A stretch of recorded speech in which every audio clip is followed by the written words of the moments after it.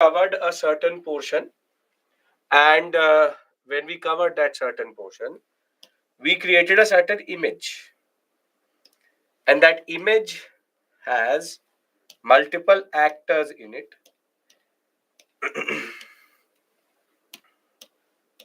Multiple actors in it.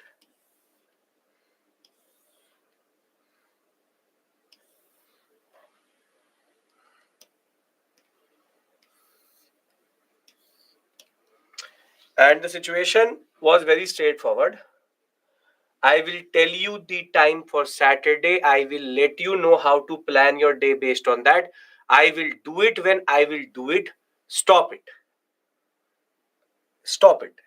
Literally. So I have generally a lot of patience, but because I'm not well, I don't have patience for all of this. Stop dictating things to me, because this is not a democracy. So when I have to inform you that, I will tell you that. So generally, I am able to entertain these things, but I'm not in that state of health right now to take that type of question. So I really want to concentrate on the students who want to study. पता नहीं क्या ही plan कर लोगे, what, that's a separate issue altogether. If you can't be there, you cannot be there. You see the recordings. The recordings are already there. So don't talk like an IAS officer that I have to plan things. Don't do that. So stop it. You have the Ottomans.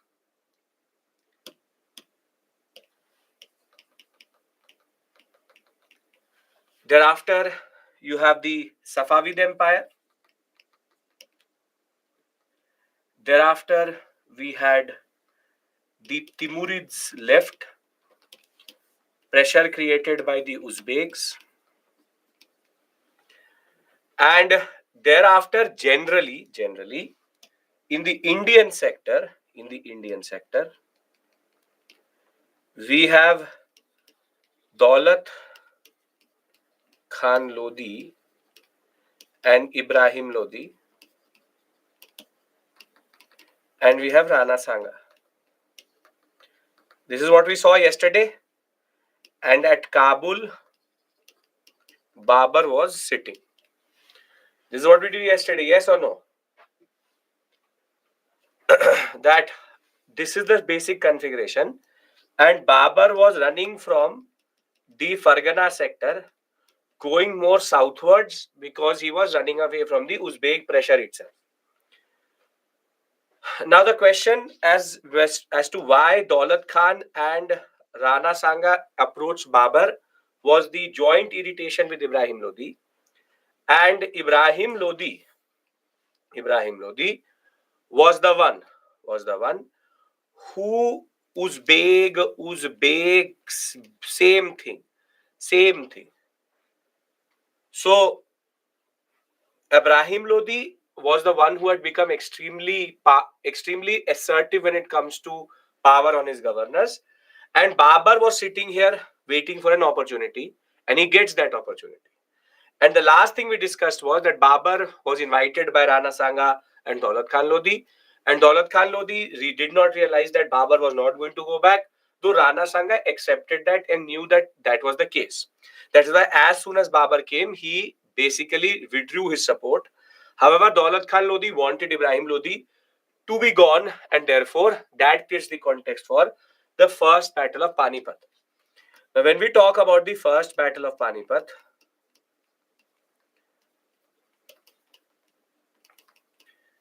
we discussed why at Panipat, and the answer to that question is that it is a fulcrum in which you have one, the Aravali range,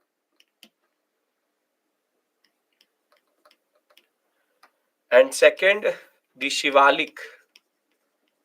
So basically, it becomes a very important entry point into the Indian plains itself, and therefore Panipat was the area in which basically you have to cross to enter the Ganga Yamuna Dua. Now,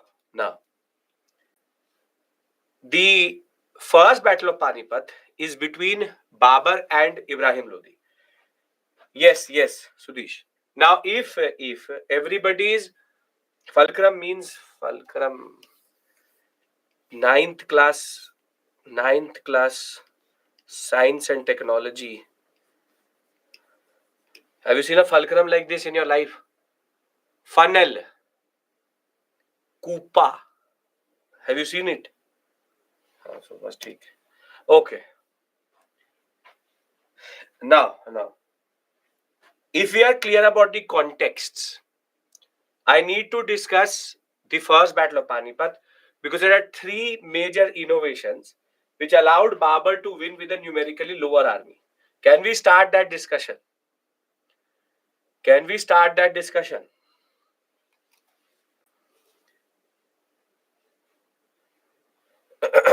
Okay, perfect. Now, listen to me. See, Babur does not have a very big army. That is for sure. 10, 15,000. When Daulat Khan Lodi adds his army to him, maximum 50,000. Maximum 50,000. While Ibrahim Lodi has close to 1.5 lakh army. So one thing was clear when it comes to numbers, Ibrahim Lodi would win. There was no way Babur could win in numbers because of the fact that Babur, as it is, did not have a very big army. And Ibrahim Lodi had all the resources of the Delhi Sultanate previously which were available. And he has a very big army, elephant-based army in that regard. Now, because Ibrahim Lodi has an elephant-based army, he has one disadvantage when he's coming from Agra to Panipat. What is that disadvantage? If you have an elephant-based army, what is the disadvantage? The speed, which is, it's very slow. So basically what Babur does is that Babur is able to come to Panipat at least 1 week before even Ibrahim Lodi would reach this sector.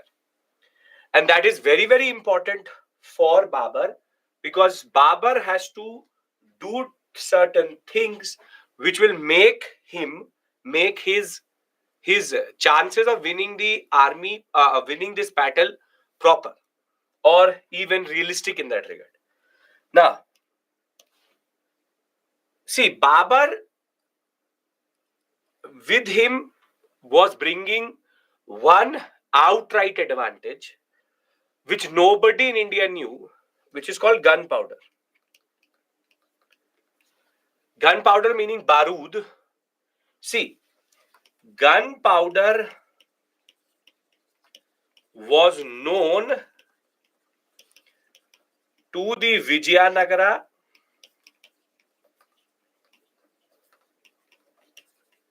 and Bahmani rulers. However,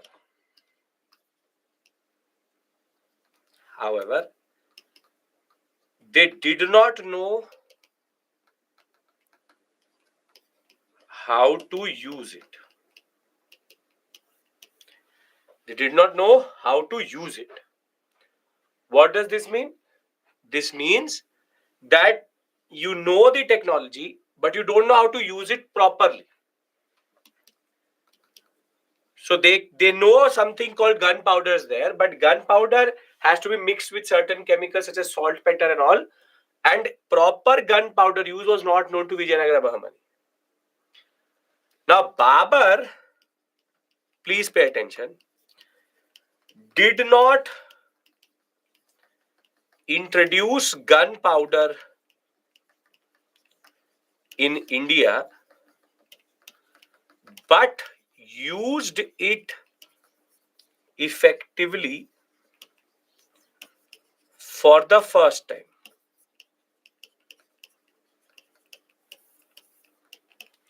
Meaning, gunpowder based artillery,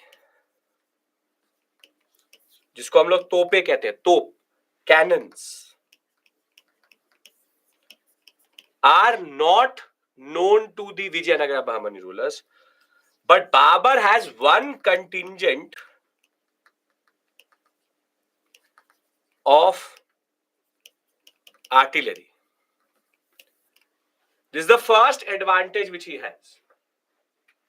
This is the first advantage which he has. However, Now the more interesting part here is that Babur also manipulated the Panipat ground, what we call as battlefield, in such a way that he was able to win the battle very easily. And that is because of new warfare techniques not known in India. And that is called the Rummi or Tulugma technique. Rummi or Tulugma technique, wherein Rummi or Tulugma, the concept is it's an Ottoman and Central Asian technique for which no one had an answer in Indian subcontinent. Basically, nobody had ever seen this technique. So the first advantage which Babur has is a warfare technique which Ibrahim Lodi does not know. Second is gunpowder. And if you understand these 2 points, I would like to show you how he won the first battle of Panipat. Can I do that? First battle of Panipat, how he won. Okay. Now. See, Babur chose a very specific section of the Panipat battlefield, wherein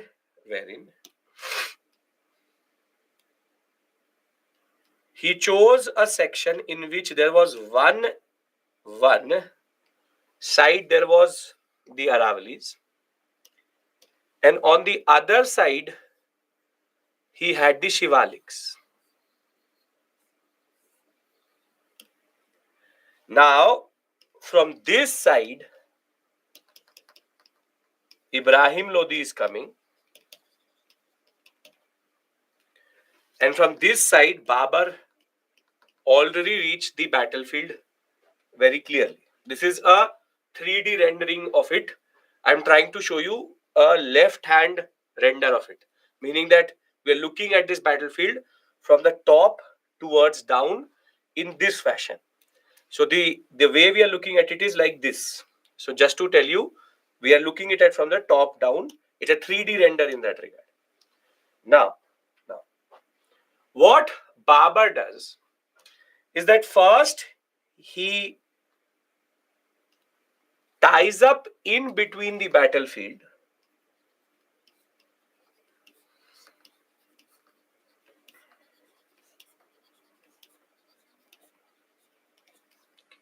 what are called wagons. You have seen bullock cart. The cart of the bullock cart is actually tied together. This is basically to create an obstruction, so that the speed becomes slow. On the other hand, on one side, we have, or rather on both sides of this wagon, this is the Rummi technique. As we are discussing. This is how this battle is fought. On both sides, he digs up trenches. Trench means that it's basically a small hole which he makes in the ground. Gadha, a trench.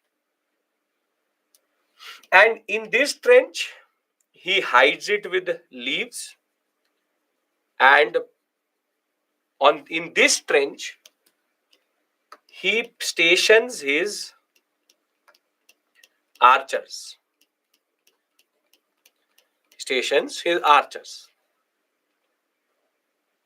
Now, he places one whole set of cavalry plus infantry here, and on the back side he keeps the artillery.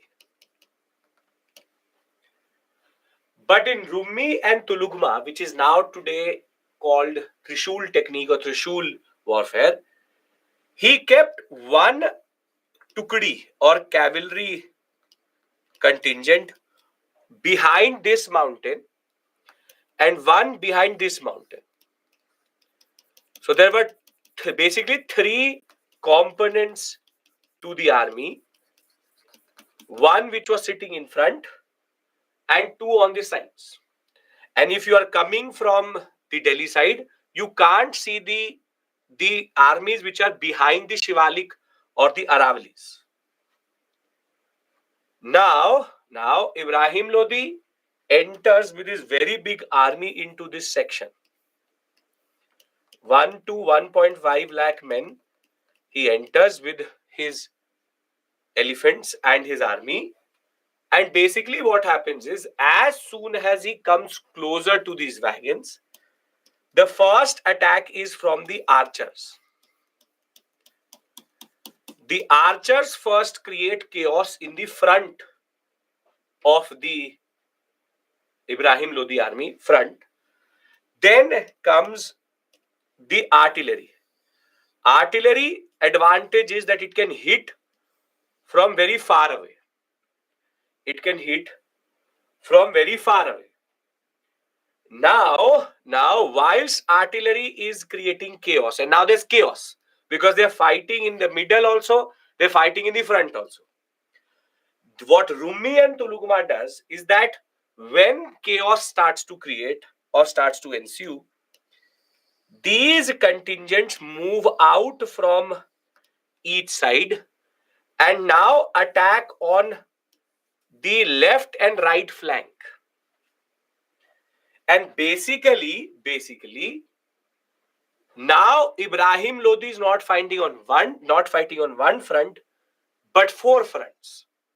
He's fighting on the front, back, left, and right. And in the middle, the artillery is basically pushing in and creating chaos. This is the advantage of Rummi or Tulugma technique. This is how artillery is used properly. With this technique and proper use of gunpowder, Babar was able to defeat a numerically bigger army of Ibrahim Lodi and win the first battle of Panipat with only skill and technique, not numbers. Now, this is important because the first battle of Panipat, we understand the first battle of Panipat, how it was won. Nobody cares about it. Nobody's asking you, but I'm telling you. Cavalry means horses. Artillery means artillery, which is cannons. Amit, vocabulary better. First battle of Panipat. Do we understand how he won?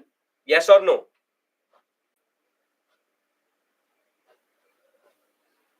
Okay. Now, first battle of Panipat has a certain significance. And the significance is that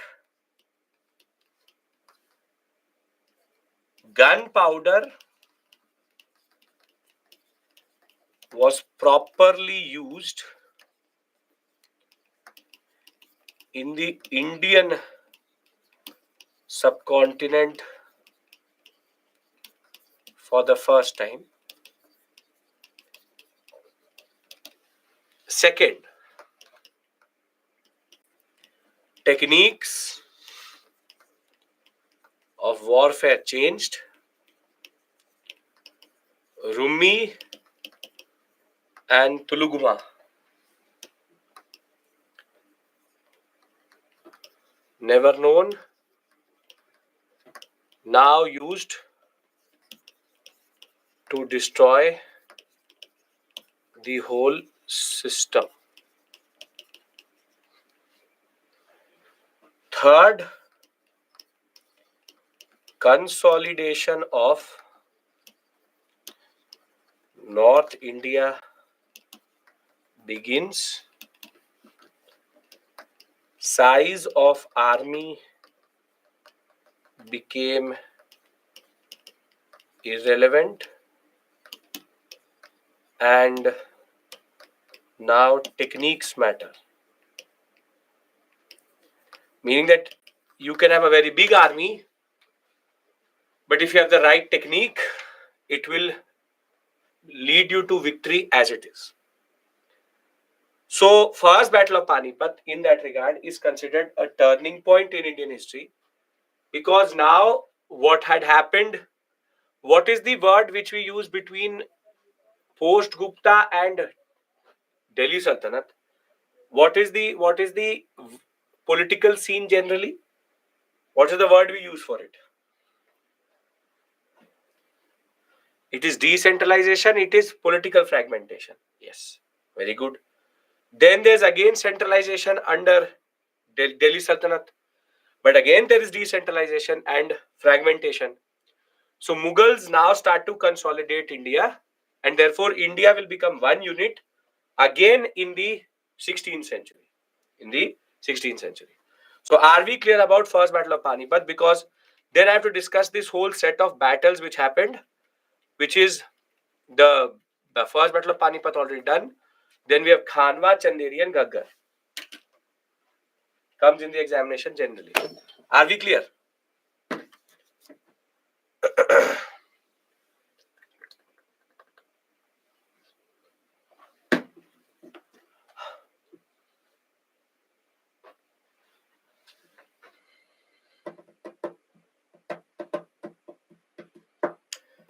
Coming from left and right is not Rumi Tulugma. The whole way it was set up is Rumi Tulugma. Now, Ibrahim Lodi and who fought the battle? So I've told you the Ramayana and you're asking me who is Sita?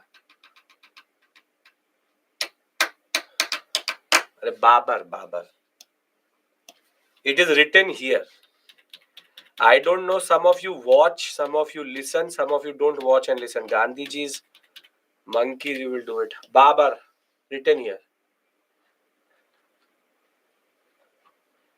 They fought for what? India. First is gunpowder, second is Tulugmat, third is consolidation. Word consolidation, you don't know, that is why that is the problem. It means India starts to now get into one unit. And second is techniques matter of warfare, not the big army makes no sense if you don't have the right technique to fight. How you in UPSC, just knowing things does not make you clear it. You need to know how to put it into the paper. Okay. Now, Babar has won the first battle, 20th April 1526, and this was between Babar versus Ibrahim Lodi. What happened to Daulat Khan Lodi? He will be killed by Babar when he will resist. Babar had no plans to go back. Daulat Khan Lodi was dumb enough to not understand it. Now, after Babar won over Ibrahim Lodi, now Babar said that I want to now engage with the person who asked me to come but did not give me support and betrayed me in the late period.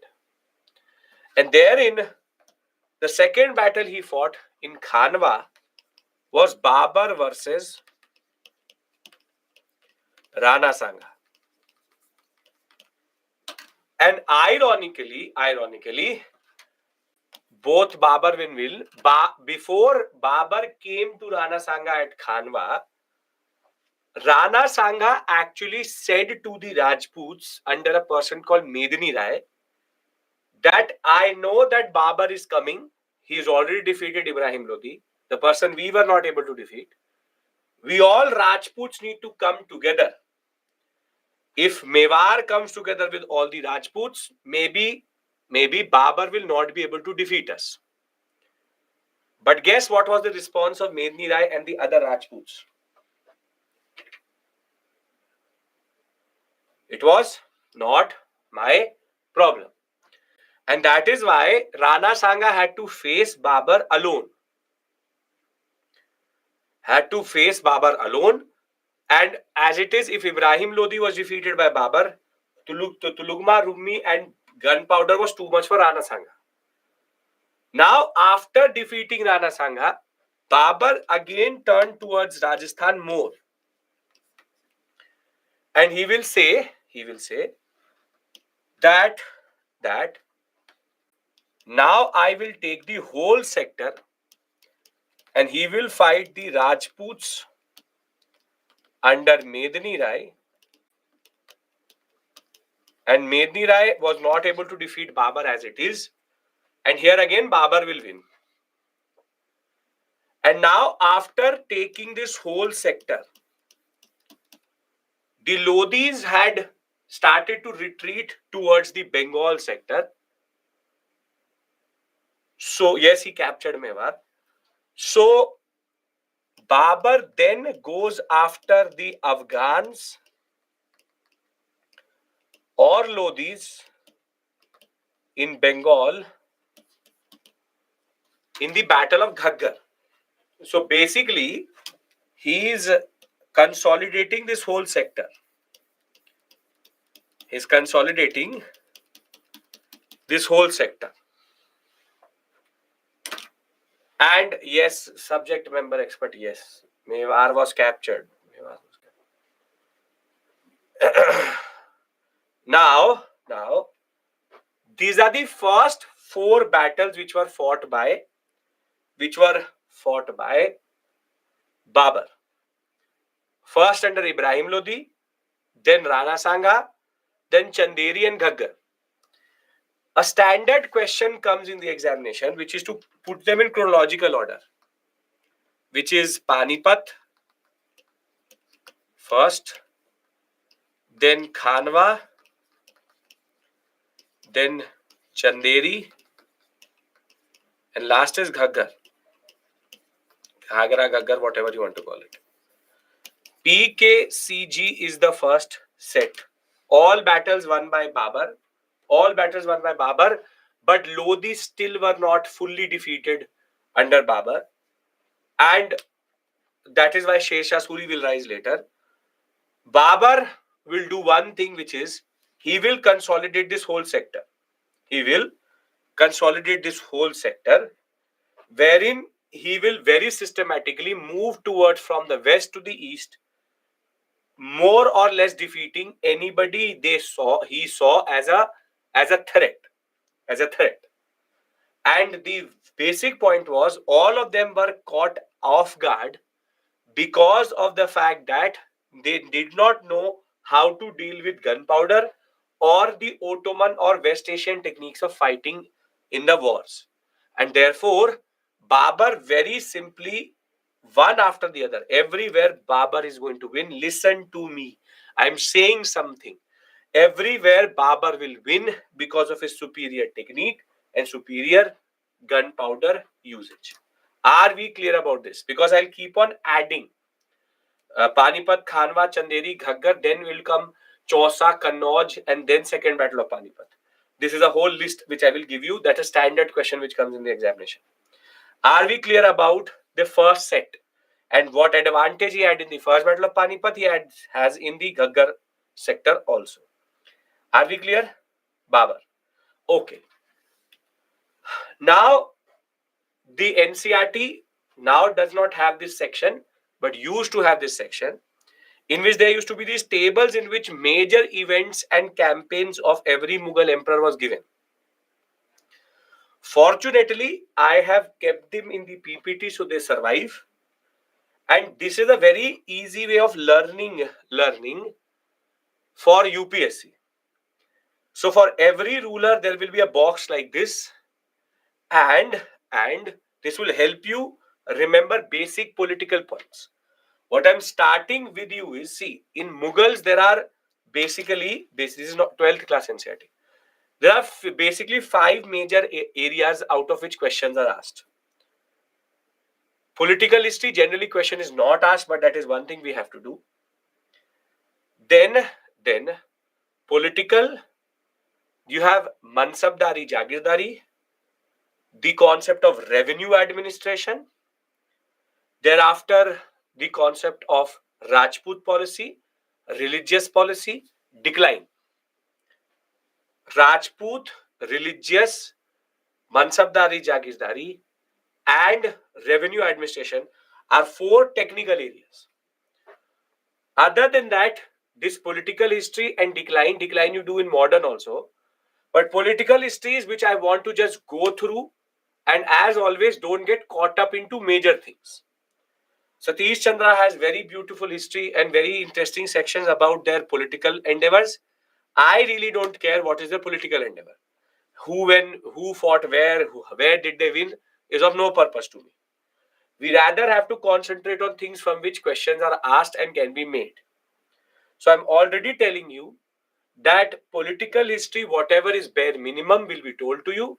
Other than that, I really want to reach till Mansabdari Jagirdari, where the real importance, or rather we'll do it tomorrow, what we will do today is revenue administration. Sher Shah Suri's contribution first, and revenue administration of Akbar. That is the most important to us. Can we start with that conviction? So in mains paper of each subject, how many questions compulsory to qualify mains out of 20? All questions need to be attempted. Okay. Now,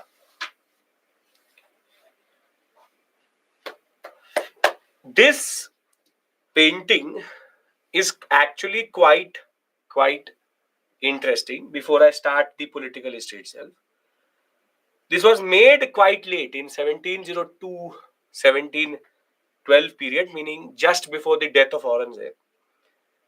And the beauty of this painting is that in this one painting itself, you can see all the Mughal emperors, and over and above that, can we take 5 minutes break before we start? Over and above that, it also has Timur and great-great-grandfather, great-grandfather, grandfather, and father of Babur. The father of Babur. Now, though you don't need to learn it, it's quite interestingly placed. So in the center is Timur. This is Timur. In the center of the painting is Timur. And then right and left, you have all the rulers. Right and left, you have all the rulers. It is quite interestingly placed also. So, right of Timur, which is not our right, but Timur's right. So this will be his right, and this will be his left. Am I right or not? It's basic CSAT. Which will be the right and left? This will be the right, yes. Sitting like Timur, right, left. So, right of Timur, we have the first Mughal emperor's Babur's great-great-grandfather. So this is great-great-grandfather. Thereafter, then Abu Said, which is great-grandfather. And then to the left of Timur, we have Babur's great-grandfather. This is great-grandfather. I don't care about these people. I care about Babur's father. This is Umar Shaikh. This is Babur's father, which is Umar Sheikh. And thereafter, you also have the Mughal emperors in sequence. This is Babur, and they have basically alternated. Babur, Humayun, Akbar, Jahangir, then you have Shah Jahan, and then Aurangzeb. And this is the way how they are identified. That is the way. We have a way. When this painting was made, it was written down who is where. The basic point is, I'll remove this clutter over it. This painting is considered generally important because it gives us the right sequence. It gives us the right sequence of the Mughal emperors. Over and above that, it gives us the sequence from Timur to Babur, and then Babur to Aurangzeb. For who has no idea about Mughal India whatsoever, this painting is very important because it has the main rulers of Mughals in this, wherein Babar, Humayun, Akbar, Jahangir, Shah Jahan, and Aurangzeb are the 6 emperors which you need to know. And over and above that, in between these two, which is Babar, Humayun, and Akbar, there is one Afghan, in a way Lodi, who is basically considered an interregnum period. Which is that for 15 years between Humayun and Akbar, Sher Shah Suri ruled, and that way Sher Shah Suri is generally considered very, very, very important.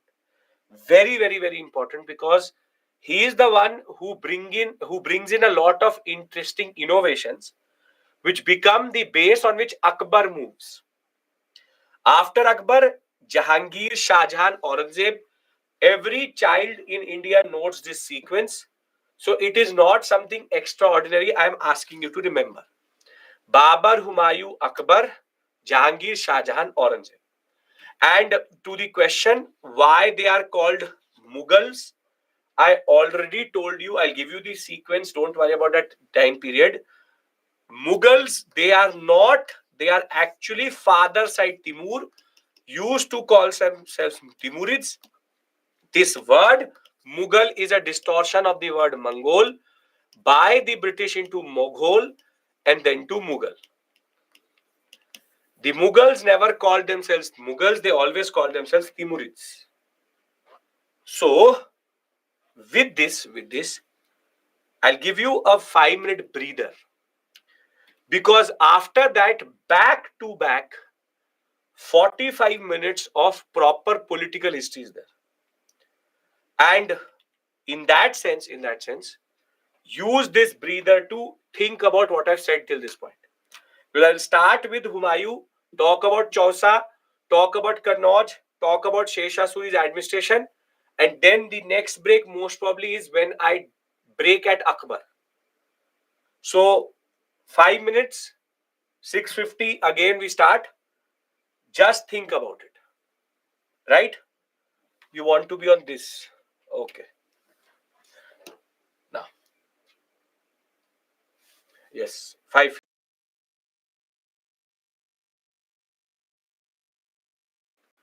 That created a big empire, at least from the northwestern sector till Bengal, till more or less Bengal. But Babar did a mistake, which no other ruler will do after Babar, which Timur had done and which Mongol had done, and even Genghis Khan had done, which is that Babar had 3 major sons, rather 4.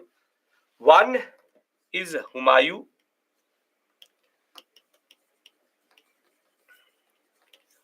The other one is Kamran, Askari, and Hindal. He had 4 sons. And what he did was that he partitioned the empire into 4 parts. Which means that basically he did the same mistake as Timur.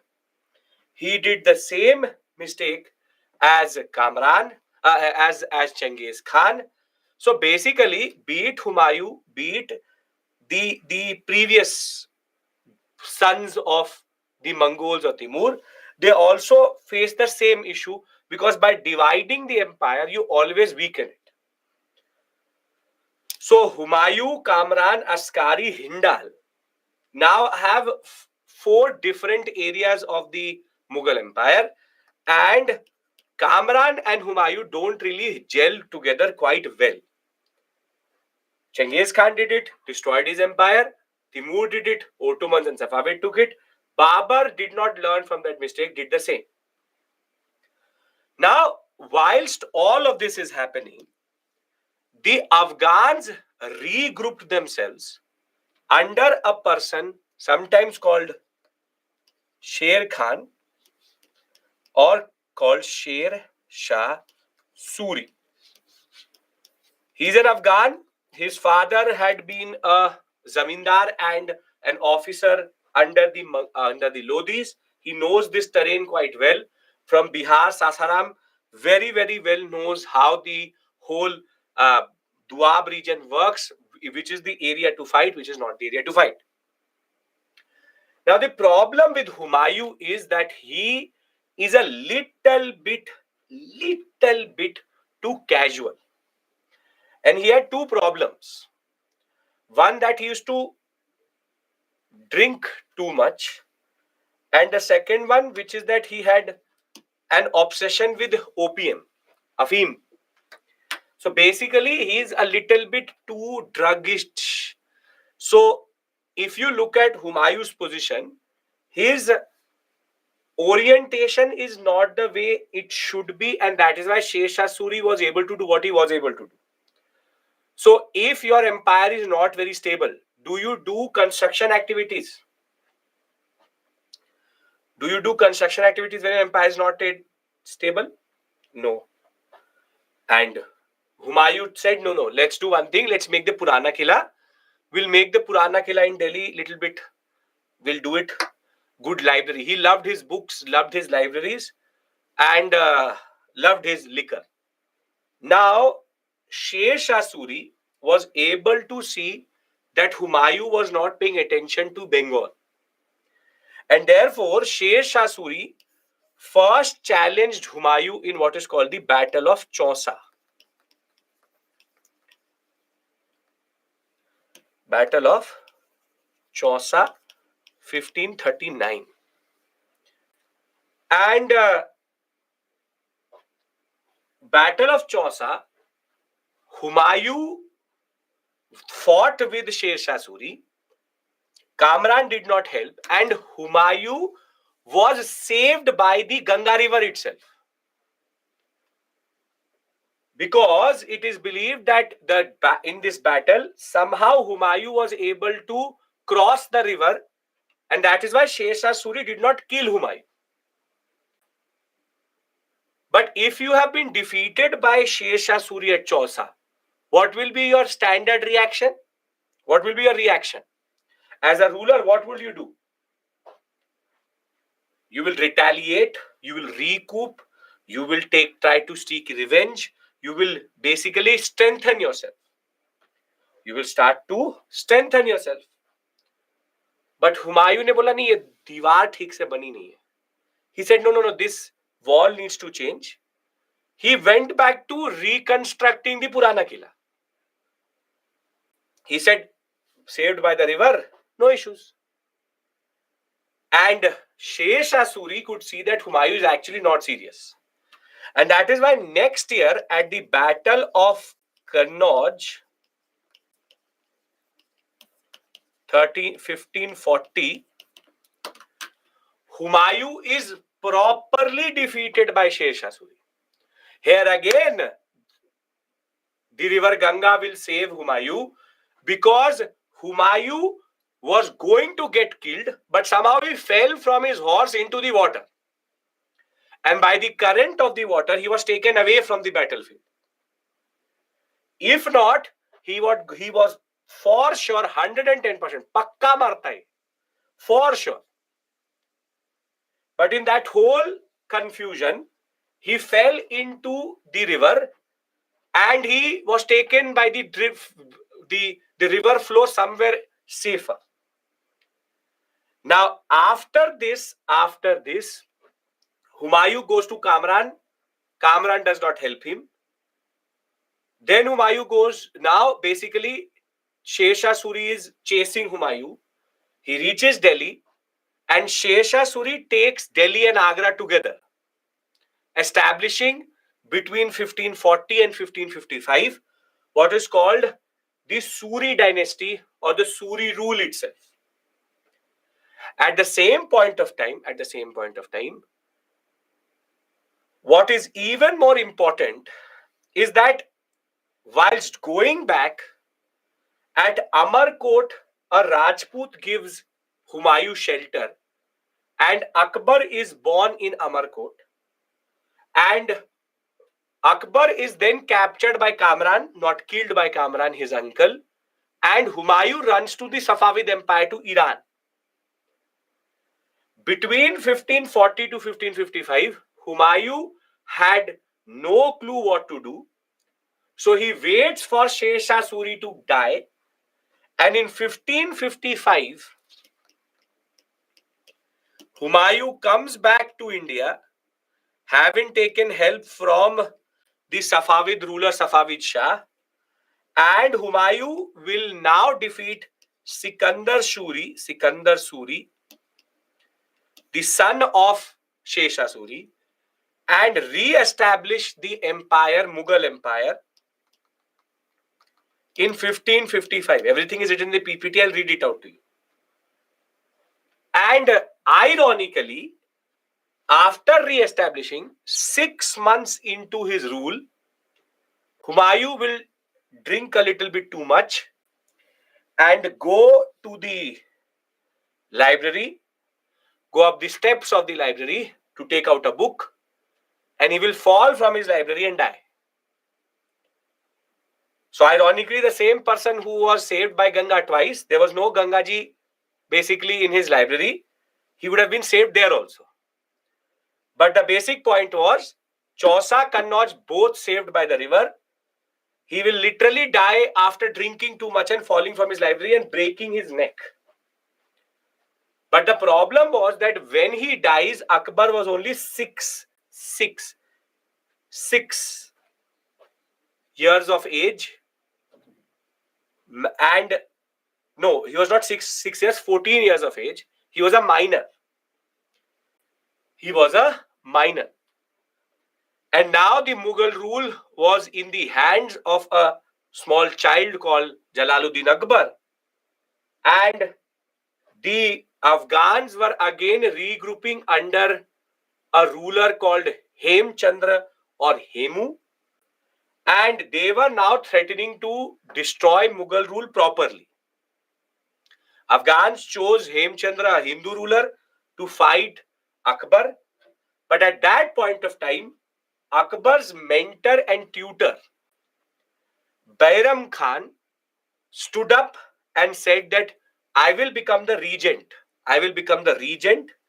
Regent means a person who rules in your name.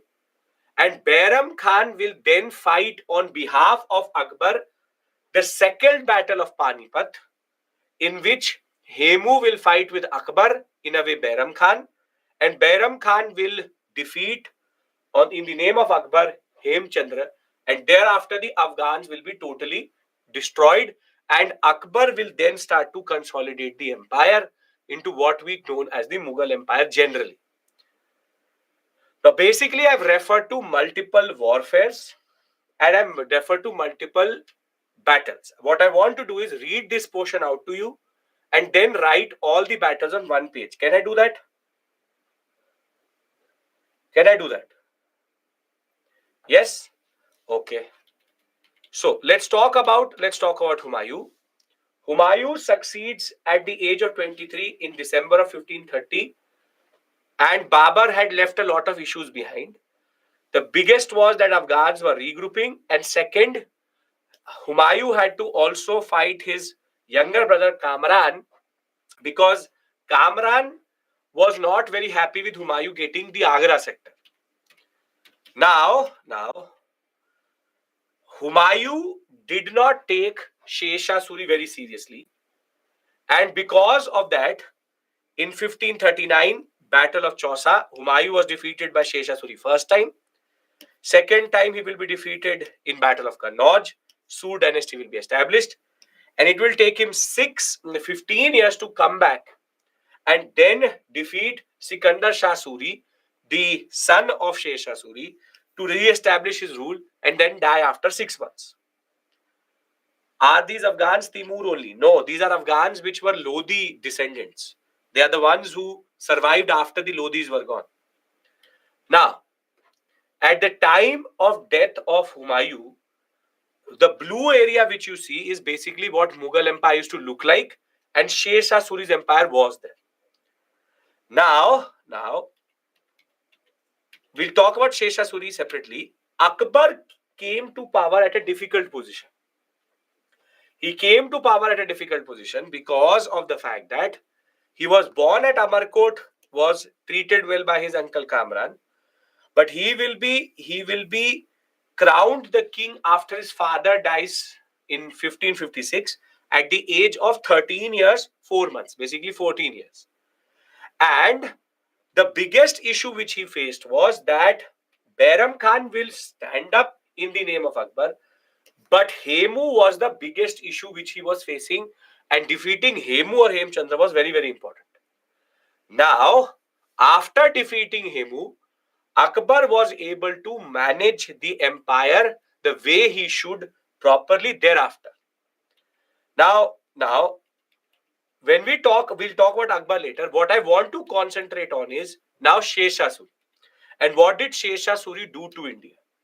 Can we discuss Sher Shah Suri? Basically, we are discussing Suri dynasty between 1530, not 1530, 40 to 1555. Before I do that, I'll just give you the list of all battles on one page, 1540 to 1555. Okay, all battles on one slide. See, you have first Battle of Panipat. Then you have Battle of Khanwa. Then Battle of Chanderi. Then Battle of Ghaggar. Then Battle of Chausa. Then Battle of Kannauj. Thereafter the Battle of Sirhind. And then Second Battle of Panipat. So this is 1526, 1527, 1528, 1529, 1539, 40, 1555, 1556. And PKCG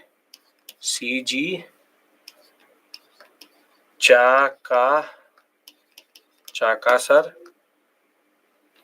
first, second Pani. So this is basically the sequence. These four are Babar. These three are Humayun. And this is Akbar. They all fought under First Battle of Panipat. I don't know what you mean by that. I don't know what you mean by that. Are we clear about this? Does he rule entire India? No. Sher Shah Suri only rules the blue part, which you see here. This is the effective area.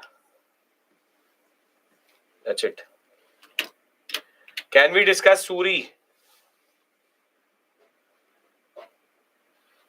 Battle of Sirhind, yes. Sikandar Shah Suri versus Humayun. Okay.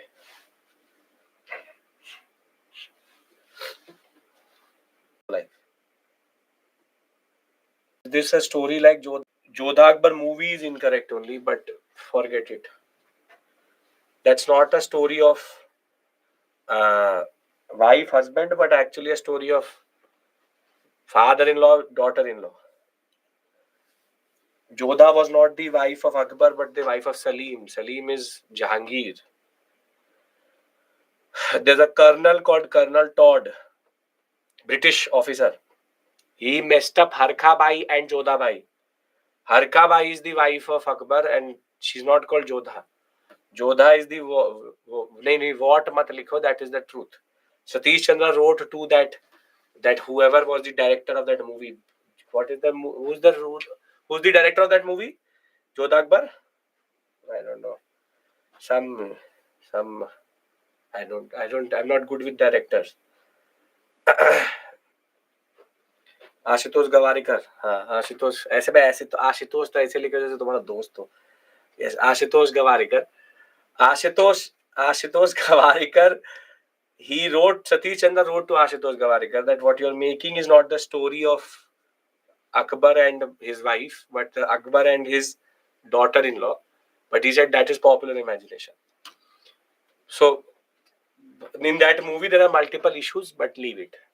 For you, Jodha is Akbar's wife, though that is technically not true. She's the wife of Jahangir. Don't know, sir, but it was shocking. ठीक है, बहुत चीजें होंगी shocking अभी. Lot of things for you to get shocked of. This is the least possible. Yes? Okay. Give me 1 second. Is there a serial? Serial भी गलत ही होगा most.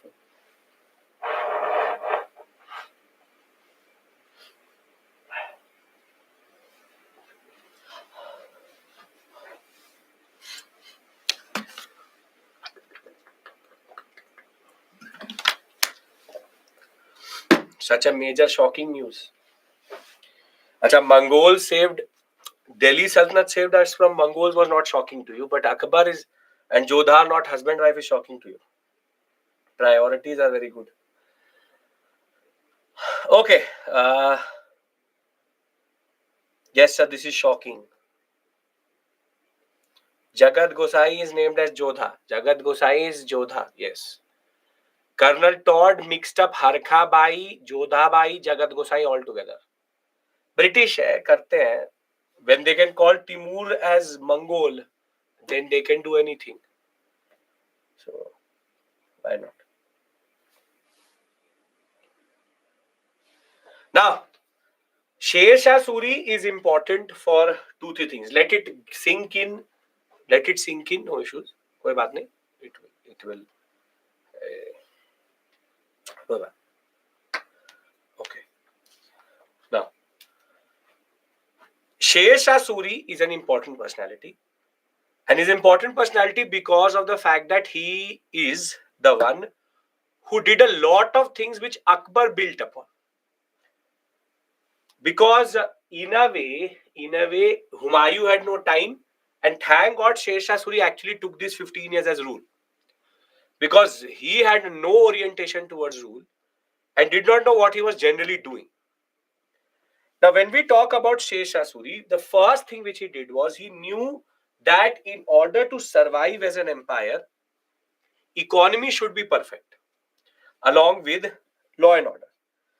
Now, the first act which Sher Shah Suri did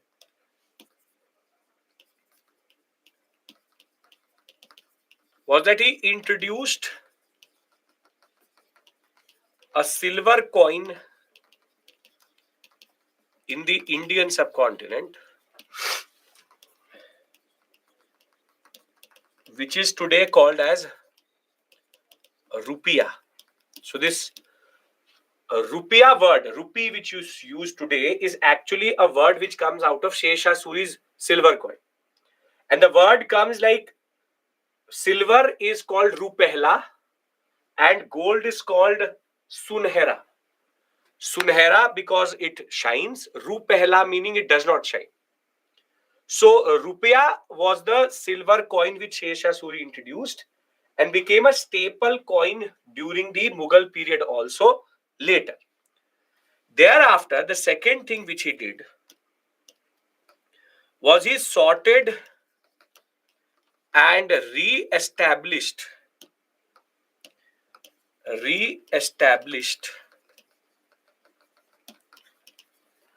the law and order in the length and breadth of the Suri Empire, which is basically northern India or what we call as Doab area. So a lot of zamindars were not paying taxes. A lot of people were not doing a lot of things. So basically, what he did was he brought these zamindars under control. Law and order was made proper. Third, he established and revived a old trade route between west and east, which today you call as GT Karnal Road. It was called the Grand Trunk Road, which used to go from Lahore, Multan to Sonargaon in Bengal. Basically, from the western sector to the eastern sector, he properly revived roads. Then he further connected these Multan roads to the Central Asian routes, and he also connected the Grand Trunk Road with roads which were going towards the Deccan sector. So he knew that trade routes are very, very important, and building roads is very, very important so that traders can move around. This is very, very important for the empire to generally be there. Thereafter, he established what are called sarais on these highways every 8 kilometers. Sarai is basically an inn or hotel, and you yourself would have heard about these resting places or inns or hotels. The most known, recently renamed, was Mughal Sarai. Mughal Sarai, now Deen Dayal Upadhyay Station, was called Mughal Sarai. Then you have Lado Sarai, you have Bear Sarai. Thereafter, you have multiple. There may be a place near your village or town which has a sarai attached, Begu Sarai. These words which are attached to it, these words sarai is basically related to how these were basically inns and hotels made by Shesha Suri on the trade route itself. So what he's done is he's already established properly the roads, but he's also done one more thing, which is that he's created these resting places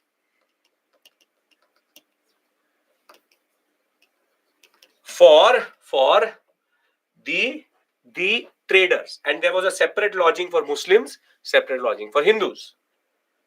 At the same point of time, sir, on Google and everywhere, Akbar Viceroy Jodha is mentioned. Beautiful. Yes. गलत prove कर दिया मेरे को. I know that. Very good. Accomplished something. Good में. Very good. ठीक है. Firstly, you are not listening to me, which means you are rather Googling things. Is Jodha by Akbar's wife or not? 100 out of 100. UPSC ऐसे ही clear कर देना चाहिए. Because you were able to tell me that I am wrong. Google is not a repository of information. It is the repository of things written by different people. So, कोई बात नहीं. Wikipedia is also just random people writing. You can create your own Wikipedia page and write whatever you want to write. So Wikipedia and Google, if you stay away from it, it would be good enough. Because if you will write, is the earth flat? The Google will say yes. And it will give you supporting documents also. So, कोई बात नहीं. Perfect. Okay. Silver tanka is used by, the tanka is a word used for Delhi Sultan. Okay. No issues. Very good. The nation is in the right hands. Okay. Sarai is basically even in the disclaimer of such movie, it shows her name was Harka Bai De chose her name as Jodha. In reality, Jodha was Salim's wife. Very good, Divya. Very good. Okay. Okay. Sarais on every 8 kilometers, different for Hindus and Muslims. But there was one more problem. Amit, what is right? Whatever you want it to be. Because UPSC doesn't care. Jo acha lagta hai. You want to believe that she's the wife of Akbar. Believe in that. Jo dil bole.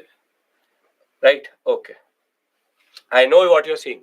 Akbar ki wife thi, jo Dayani thi. I really don't care. So, but I told you what is the standard thing. But I leave it to you. Okay. We had not had this big discussion for any other topic. And I think you've not Googled for any other topic rather than this one. So, very good. Perfect. Beautiful. Now, there was one more issue, which is that there were too many points at which taxes were taken, which basically did not make sense because it increases the cost.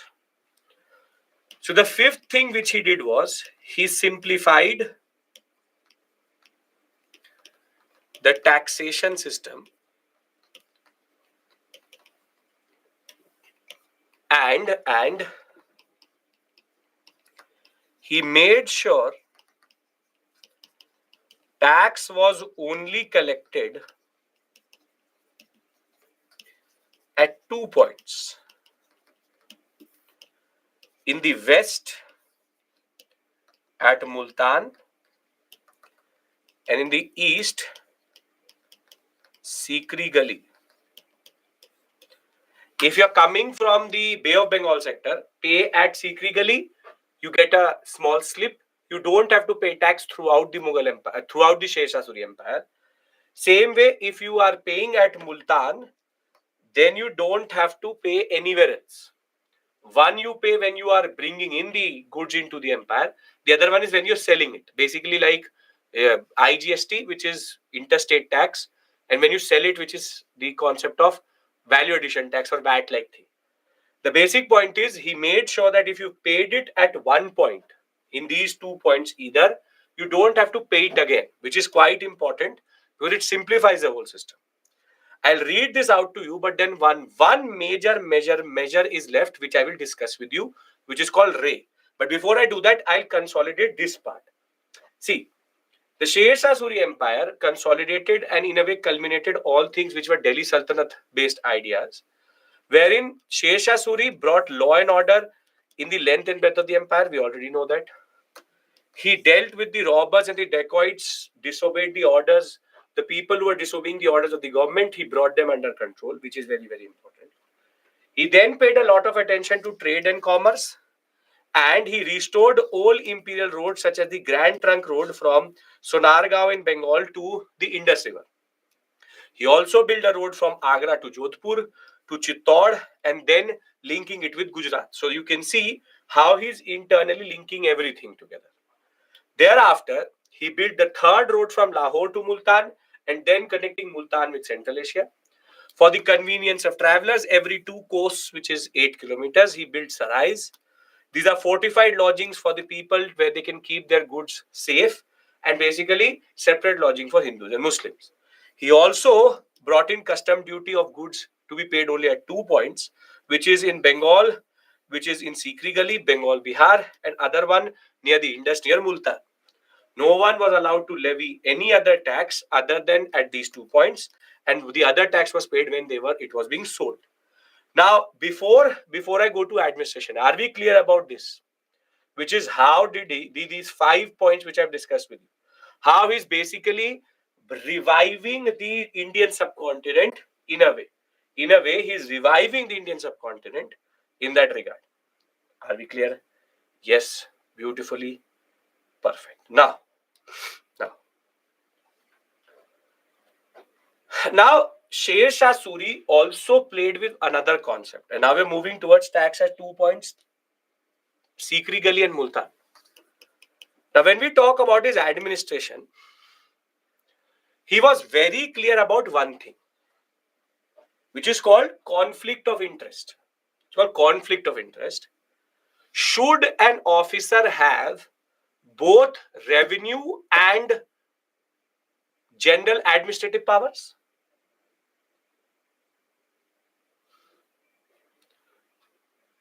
Meaning that should a policeman also have the right to collect taxes? And the answer to that question is no, because you are mixing two types of positions together. One general administration and other revenue administration. That is why till today in India, there are two positions which exist when you will become an IS officer. You could get two postings, either DM or DC. A lot of people, most of the aspirants also don't know the difference.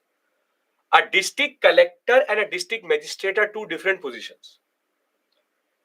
District collector is part of the revenue administration of that district, and district magistrate is part of the general administration of that district. Meaning that when it comes to customs, when it comes to GST, when it comes to any form of revenue collection from that area, you will go to the DC. And that position was actually created by the British, who is higher, both are equal rank. District magistrate is if the police has to show, has to produce a person in front of a magistrate, then it's a district magistrate you will go to. So DM and DC are exactly same position, but in two different administrative setups.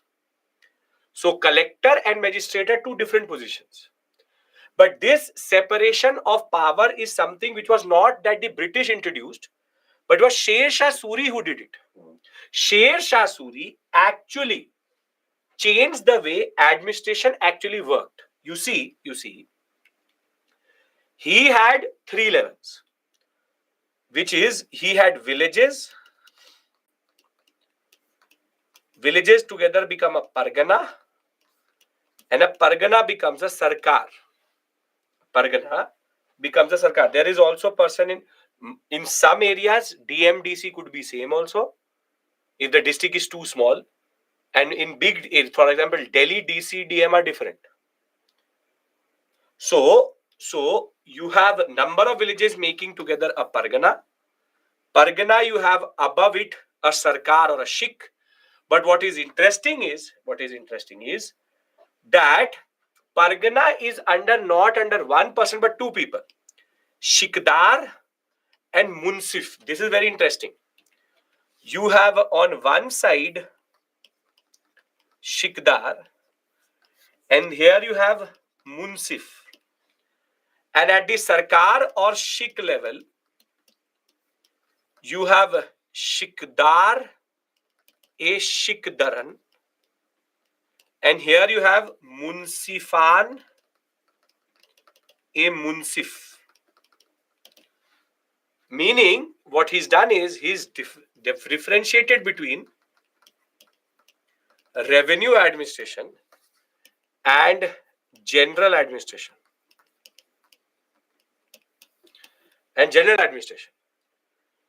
Wherein you see Shikdar takes care of basic administration, Munsif takes care of revenue collection. The same way Shikdar Shikdaran or Faujdar takes care of the Shik basic things, Munsif and Munsifan or Munsifan and Munsif is the one who takes care of revenue administration.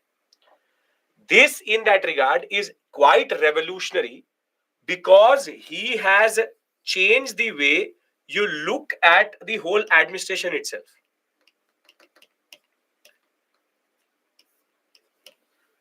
He has made sure that there is separation of power. This is something quite significant. Had not been done previously under any administration. So revenue administration is with the Munsif, which exists till today. There is a position of Munsif. You will ever give PCS examinations, it will say Munsif position. And Shikdar-e-Shikdaran is the one who takes care of general administration, or he is also called Faujdar. Are we clear? Which position do most people prefer? District magistrate, district collector. That's not in your hands. You will get posted in what you want to get posted to, whatever the government will post you to. Revenue general clear? Are we clear about this? Whatever discussion I've had with you, is this clear? Because I will go into a technical discussion, very important, and I need you to concentrate there. Remove Jodha Akbar from your mind and now start to concentrate, because I'm going to discuss a very important thing right now. Are we clear?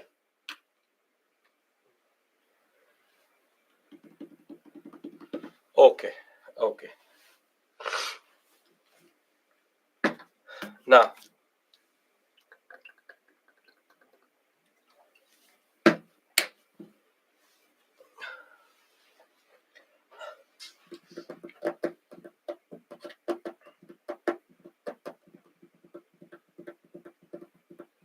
still not got a lot of yeses, but I take it as democratic that these people who are saying yes is saying for you also. Okay.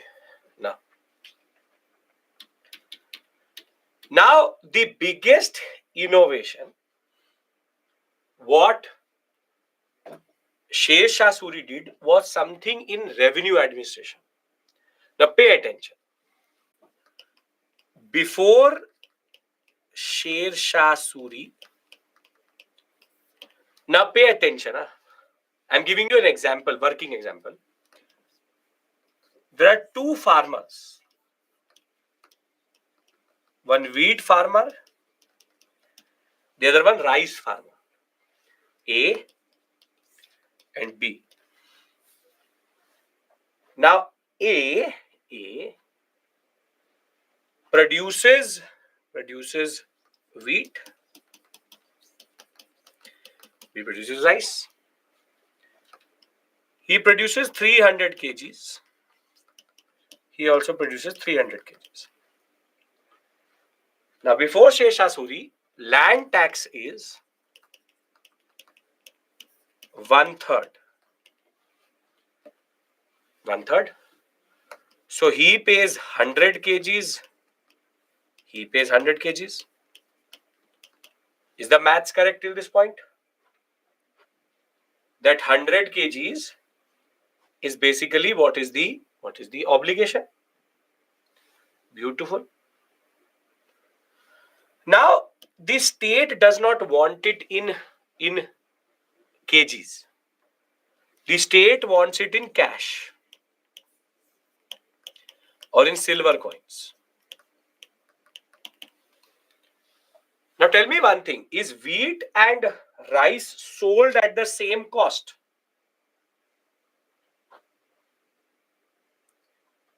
No.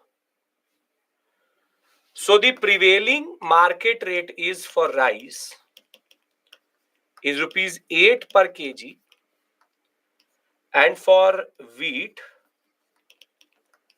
it is rupees 4 per kg.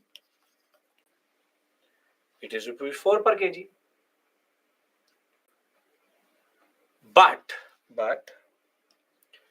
the state says that we will convert the produce or share into cash at a fixed rate, which is rupees 5. So this person is giving rupees 500. This person is also giving rupees 500. So the formula is 1/3 into produce into fixed rate. But is this fair?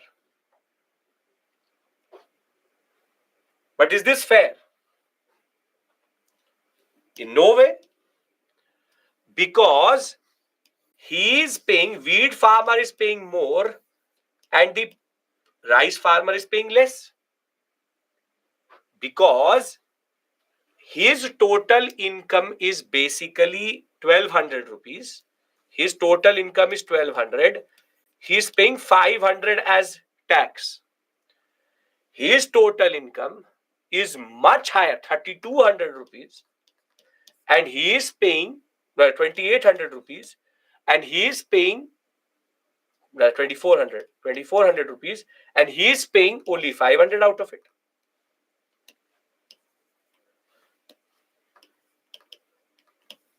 So who is left with more money? Who is left with more money? The rice farmer or the wheat farmer? The rice farmer. And the problem is the fixed rate at which the tax is getting converted. Now this is what Sher Shah Suri was able to identify. That there is no incentive for the wheat farmer to produce wheat, and there is more incentive for the rice farmer to produce rice. So what Sher Shah Suri does,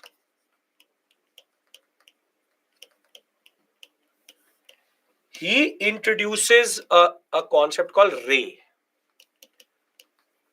differential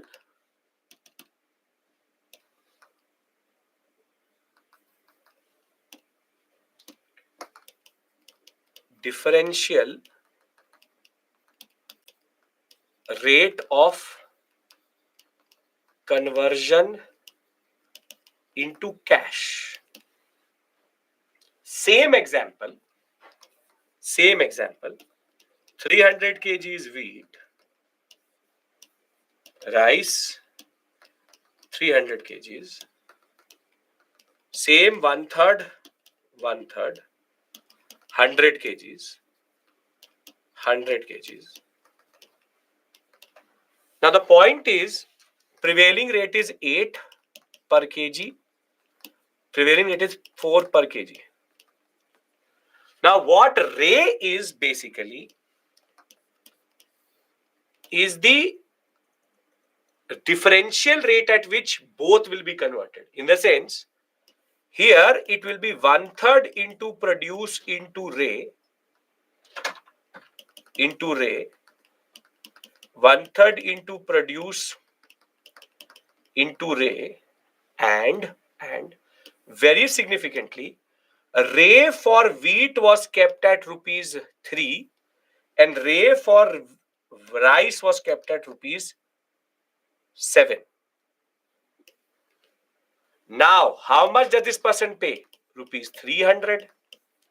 How much does this person pay? Rupees 700. Now, is this proportionate to what they are earning? Is this proportionate to what they are earning? And the answer is yes.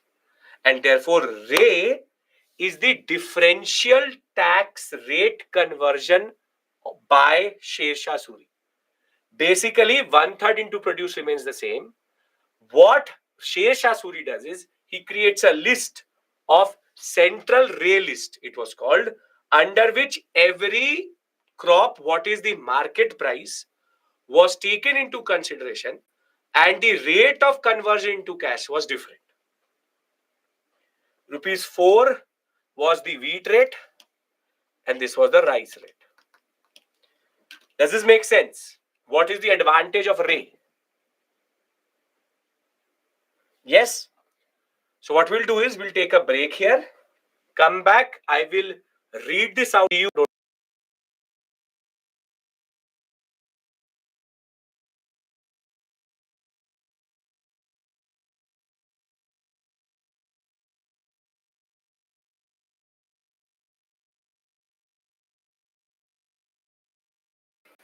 Jhansi Rani, it's a...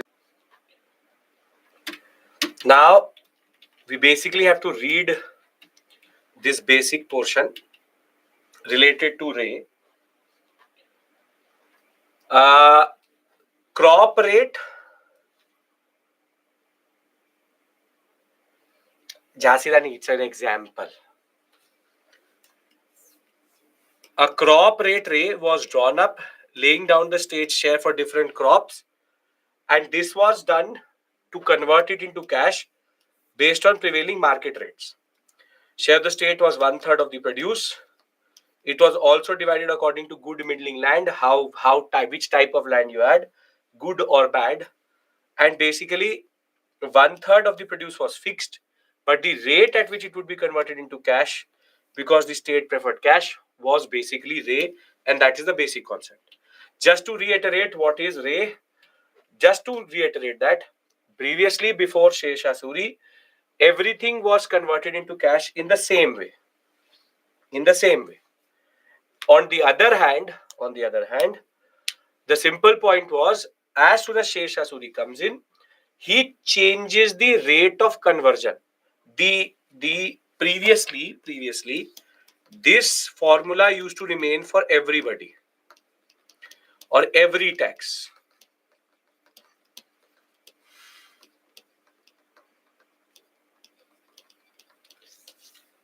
But this is not appropriate. This is not just, it creates a lot of confusion. So 1/3 into produce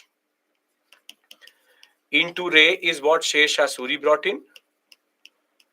And what Sher Shah Suri did was that this is a central list of price at which crop price will be converted. And this is different for different crops.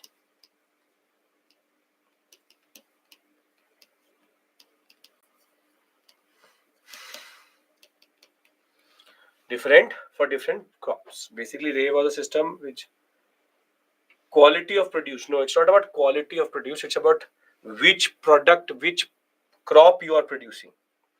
It has nothing to do with quality. Quality is something which is taken into consideration for Ray, which is if it's a good, middling, bad. Maybe the Ray may go up and down if you are in a very fertile area. If not in a very fertile area, it may be reduced. But it is basically differential crop rate. That's it. Is it a progressive taxation method? Abhijit, don't use these words, because what you're using is a capitalist model of taxation, and it is not how it works. Literally not how it works. It's just a system of differential rate conversion according to crop. That's it. Are we clear? Can we talk about Akbar, Jahangir, Shahjahan, Aurangzeb basics, political history? Yes? Okay.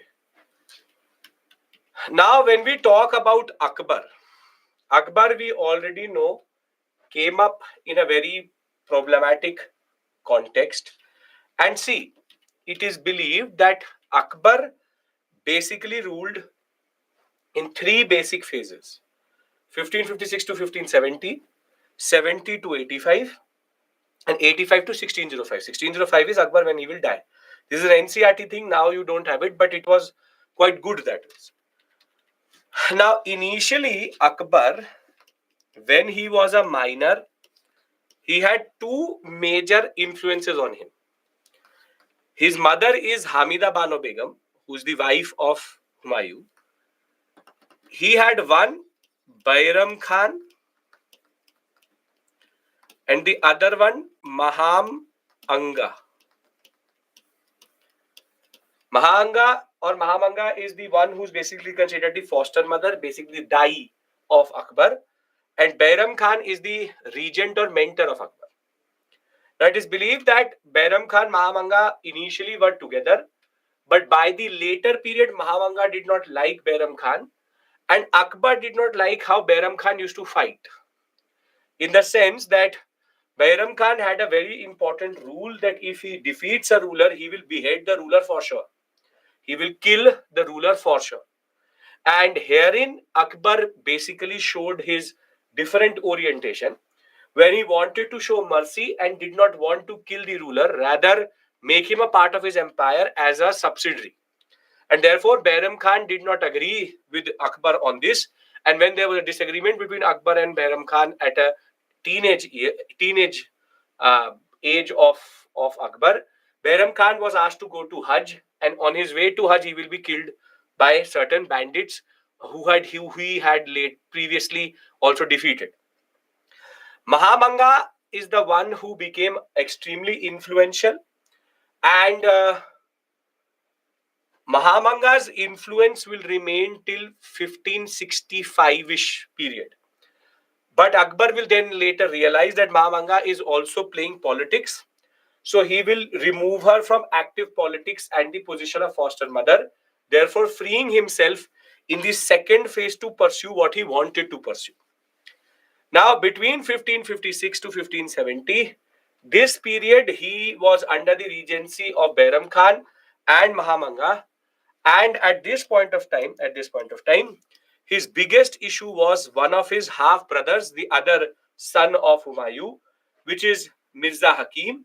And also at this point of time, he had multiple issues with nobility. Nobility means that his own nobles were fighting quite a lot. For example, Uzbeks, Afghans, they were fighting quite a lot. And therefore, the Sisodias and the Rajput policy will start to evolve under this period, under Akbar's mind, which we'll discuss later. But this is the formative period of Akbar. Akbar thereafter will take Gujarat, Bihar, Bengal, Orissa, and then also be troubled by his again brother trying to take empire away from him.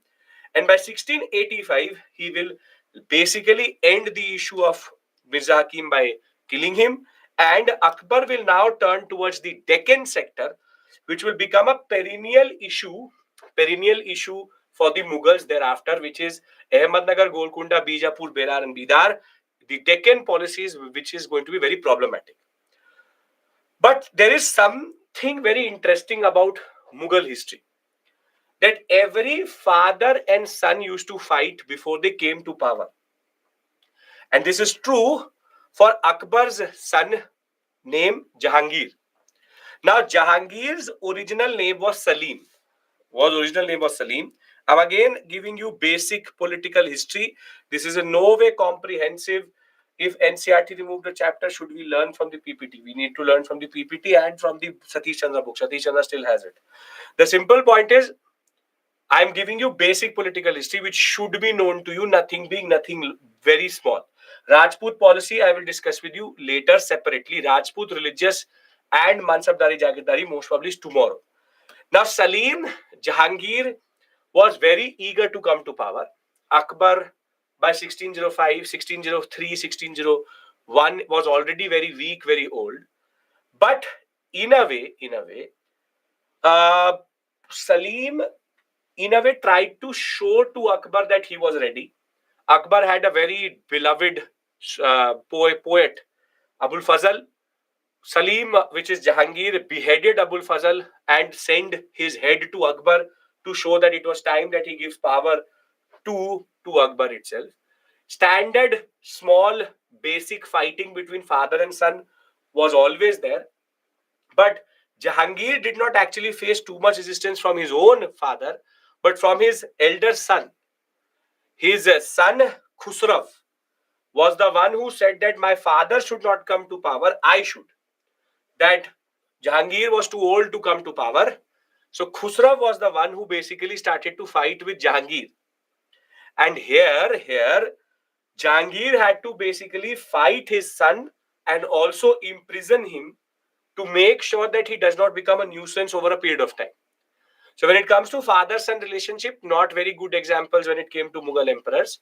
That is something standard which happened throughout this period. Jahangir is the eldest son of Akbar, and it was Khusrau who actually needed to be quenched or in a way controlled, because he said that Jahangir should not come to power. It should be me, and therefore he was captured and imprisoned. Now,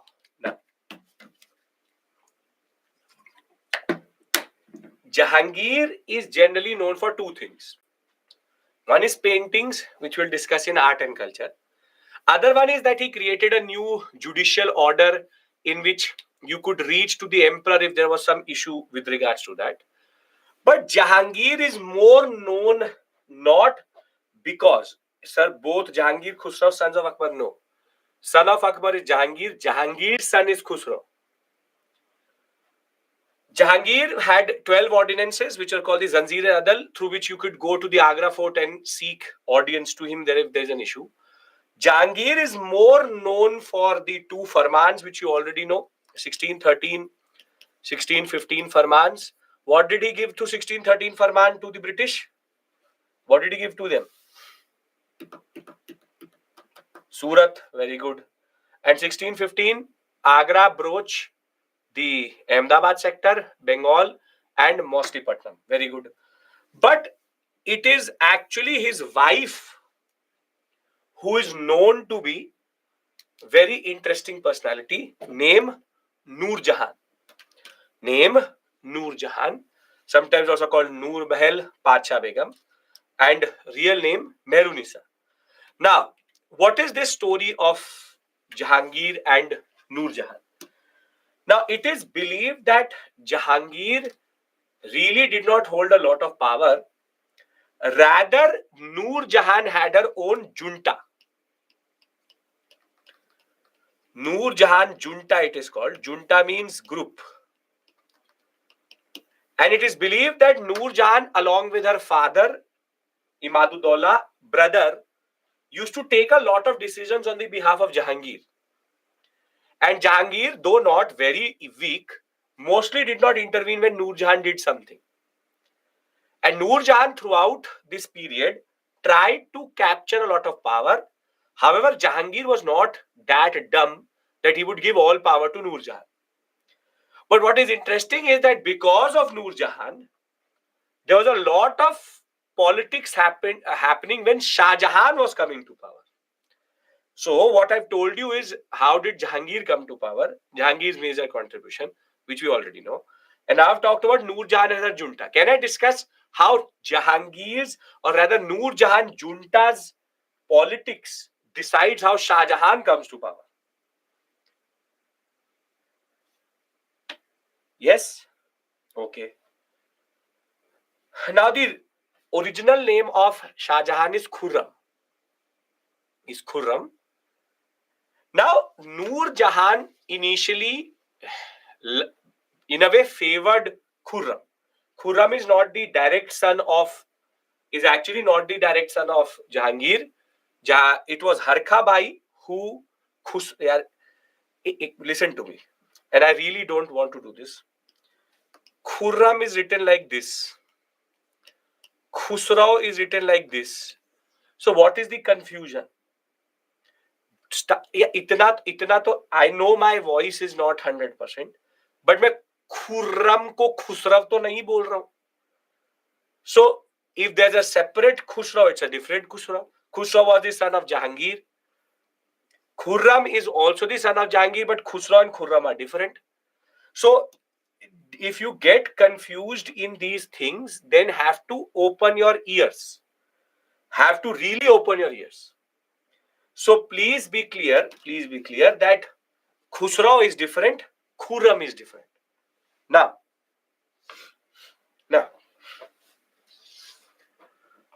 Khusrau fought with Jahangir when he was coming to power. Khurram is Shah Jahan. Now, Shah Jahan is basically the son of Harka Bai, who was Dara Shikoh. Dara Shikoh is the son of Shah Jahan. You know certain names. I know very good, 110% very good star to your. I know you know Dara Shikoh, but Dara Shikoh is the son of Shah Jahan. I'm still talking about Jahangir only, and I'm talking about how Shah Jahan came to power. Okay, now you have 1 second. Give me 1 second, just.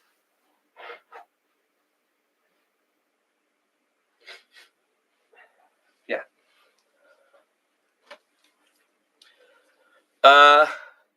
Shah Jahan, real name was Khurram, and Khurram was initially a part of Noor Jahan's junta. And Noor Jahan said that Shah Jahan should become the next ruler once Jahangir dies. But Noor Jahan had a daughter, and the daughter was married to a person called Shahryar.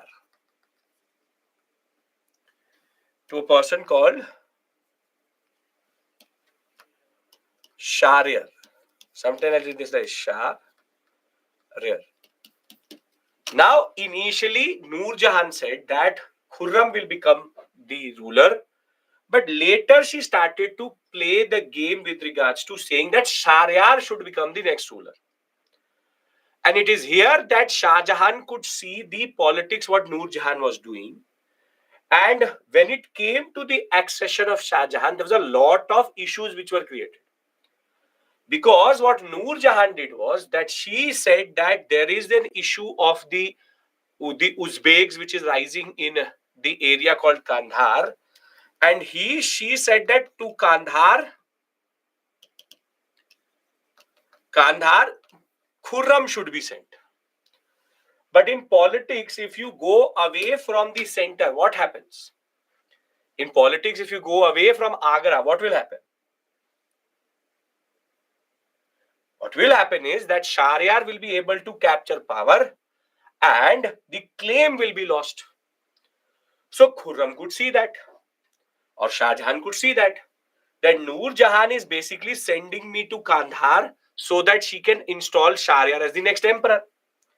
So when Jahangir, under the influence of Noor Jahan, said that Khurram go to Kandahar, Shah Jahan said no. He said, if you will send me there, then give me the command of the army, which was not acceptable with people like, for example, Man Singh and even very towering leaders of the Mughal emperors being there. So it was never going to be the case that a very young prince was going to get the command of the army. So Shah Jahan actually had to rebel against Jahangir. He rebelled. He first tried to capture Gujarat.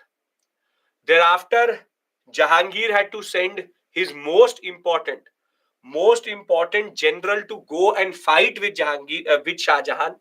Shah Jahan then moved from Gujarat to Bihar and then captured Bihar. And for at least 2 years, there was a proper conflict between Shah Jahan and Jahangir. But Shah Jahan was so well managed in his resources, and Jahangir was able to realize that Noor Jahan was playing a game, that later Jahangir realized that Shah Jahan should be the emperor, and Shah Jahan was made the emperor after all of this drama. So if you look at it, Jahangir had to fight his father and his elder son, which is Khusrau, to come to power. Shah Jahan had to fight her own foster mother, stepmother, which is Noor Jahan, Shahryar, and initially his father Jahangir, because of the misunderstanding created by Noor Jahan. Basically, this is a very standard concept which emerges in the Mughal Empire, wherein they keep on doing this to themselves. Because the highest point in this whole story will come when it will come who will take over after Shah Jahan itself. So family politics was quite heavy when it came to Jahangir and Shah Jahan both. It was Khurram who had to fight with his stepmother Noor Jahan to come to power, and Noor Jahan unsuccessfully tried to marginalize Jahangir, and Jahangir in that sense was under the interest, or basically was under the influence of Noor Jahan for a period of time. So what I've told you is, how did Akbar come to power? Shumayu killed. How did Jahangir come to power? Akbar and Khusrau. And how did Shah Jahan come to power? Nobody is going to ask you this question. Nobody really cares about it. Because when we talk about Shah Jahan again had to challenge. He had to take Kandahar. Then he had to fight in the Gujarat sector. And thereafter he had to then fight with his father, his general. And then he was finally taken to the Bengal sector, where he was again trying to attack Agra. And finally, after moving from Gujarat to Bengal to then coming to Agra, Shah Jahan was given power. So Jahangir came to power by fighting with his father and his son. Shah Jahan came to power by fighting his father's general Mahabat Khan and his stepmother Noor Jahan. And in the end, Jahangir realized that Shah Jahan was able and he should come to power. Are we clear about Shah Jahan? Because when I talk about Shah Jahan, can we discuss that? Can we discuss then Shah Jahan? Because he's known for standard things. Can we discuss Shah Jahan? Okay, very good. Who were the real parents of Shah Jahan? Jagat Gosai and Jahangir. Real parents का सब parents ही है. They have multiple wives, so multiple wives means multiple foster mothers.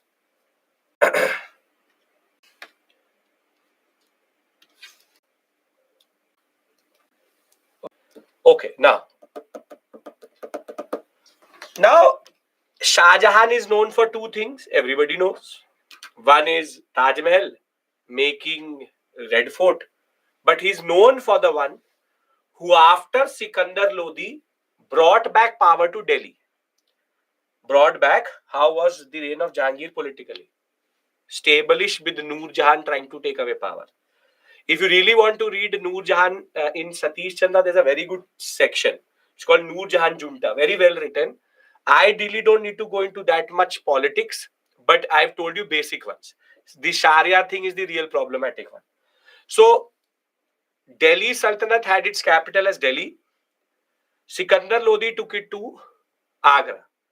From Agra, it was brought back under Shah Jahan. Shah Jahan is the one who actually had to bring back power to Delhi, and Delhi will become the seat of power after Shah Jahan will become emperor.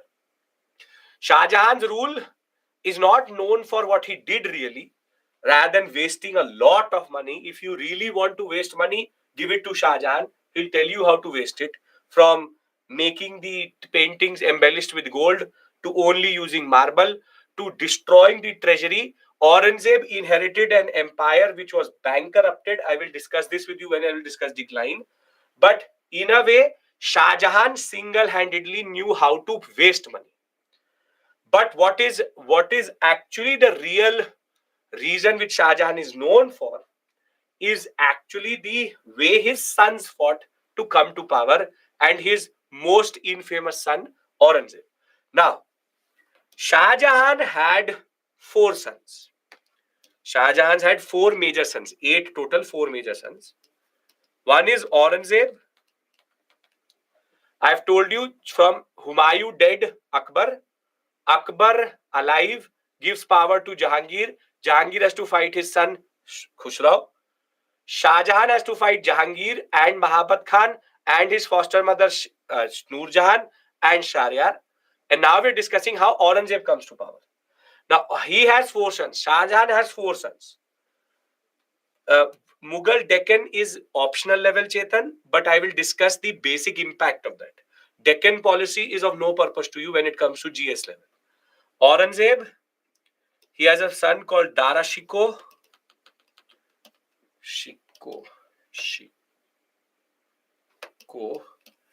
Then he has one called Shah Shuja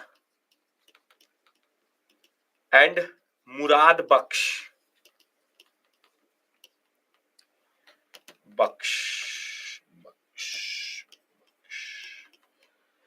And he had 3 daughters. One is called Roshanara, Jahanara, and Gohurara.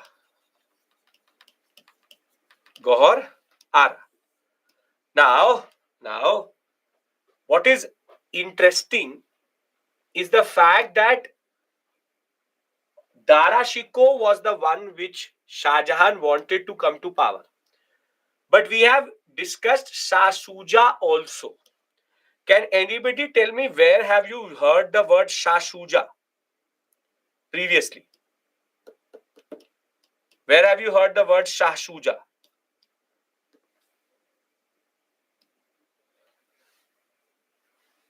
Arey, don't do that here. This is literal. Half of your writing, Battle of Plassey. That is a person called Sujauddin. And firstly, you are also incorrect with saying it Battle of Plassey. It should be Battle of Buxar. His name is Sirajuddaula. You are mixing Sirajuddaula, Sujauddin and Shah Shuja. Shah Shuja gave a farman in 1651. In return for 3,000 rupiah, he gave the farman to the British. Sirajuddaulah is the ruler of Bengal, and Sujauddaulah is the ruler of Awadh. Don't do this to yourself. Literally, I don't know if I've taught you modernly or not. If you're not able to basically understand the difference between Shah Shuja, Sujauddin, and Sirajuddaulah, spellings are totally different, is not confusing, it is in your mind confusing, then it is a problem. If you write Battle of Buxar, I still understand. गलती में भी गलती है.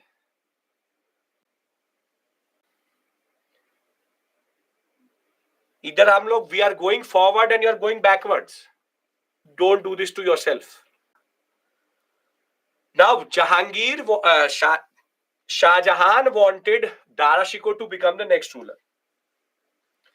Dara Shikoh to become the next ruler. However, Aurangzeb was extremely ambitious. Now, what happens is that there are alliances which develop. Dara Shikoh and Shah Shuja go into an alliance. Aurangzeb and Murad Baksh go into an alliance. Roshanara, Jahanara, Gahurara also support these brothers. At one point of time, Roshanara was supporting Dara Shikoh and Shah Shuja. Jahanara was supporting Aurangzeb and Gahurara was supporting Murad Baksh. It's proper India type familial, what we call as issues. Sister, brother fighting with each other. How you would do it with your cousins. Everybody is into an internal understanding that we will do this thing to this term. And this is what is happening here. Proper drama which happens in India, it is not something which happens today. Shah Jahan can see it himself. Now, Shah Jahan chose Dara Shikoh and Aurangzeb did not agree with that. In what is called as the Battle of Samugad, both of these two ideas or the two sides fight. Dara Shikoh, Shah Shuja versus Aurangzeb and Murad Baksh.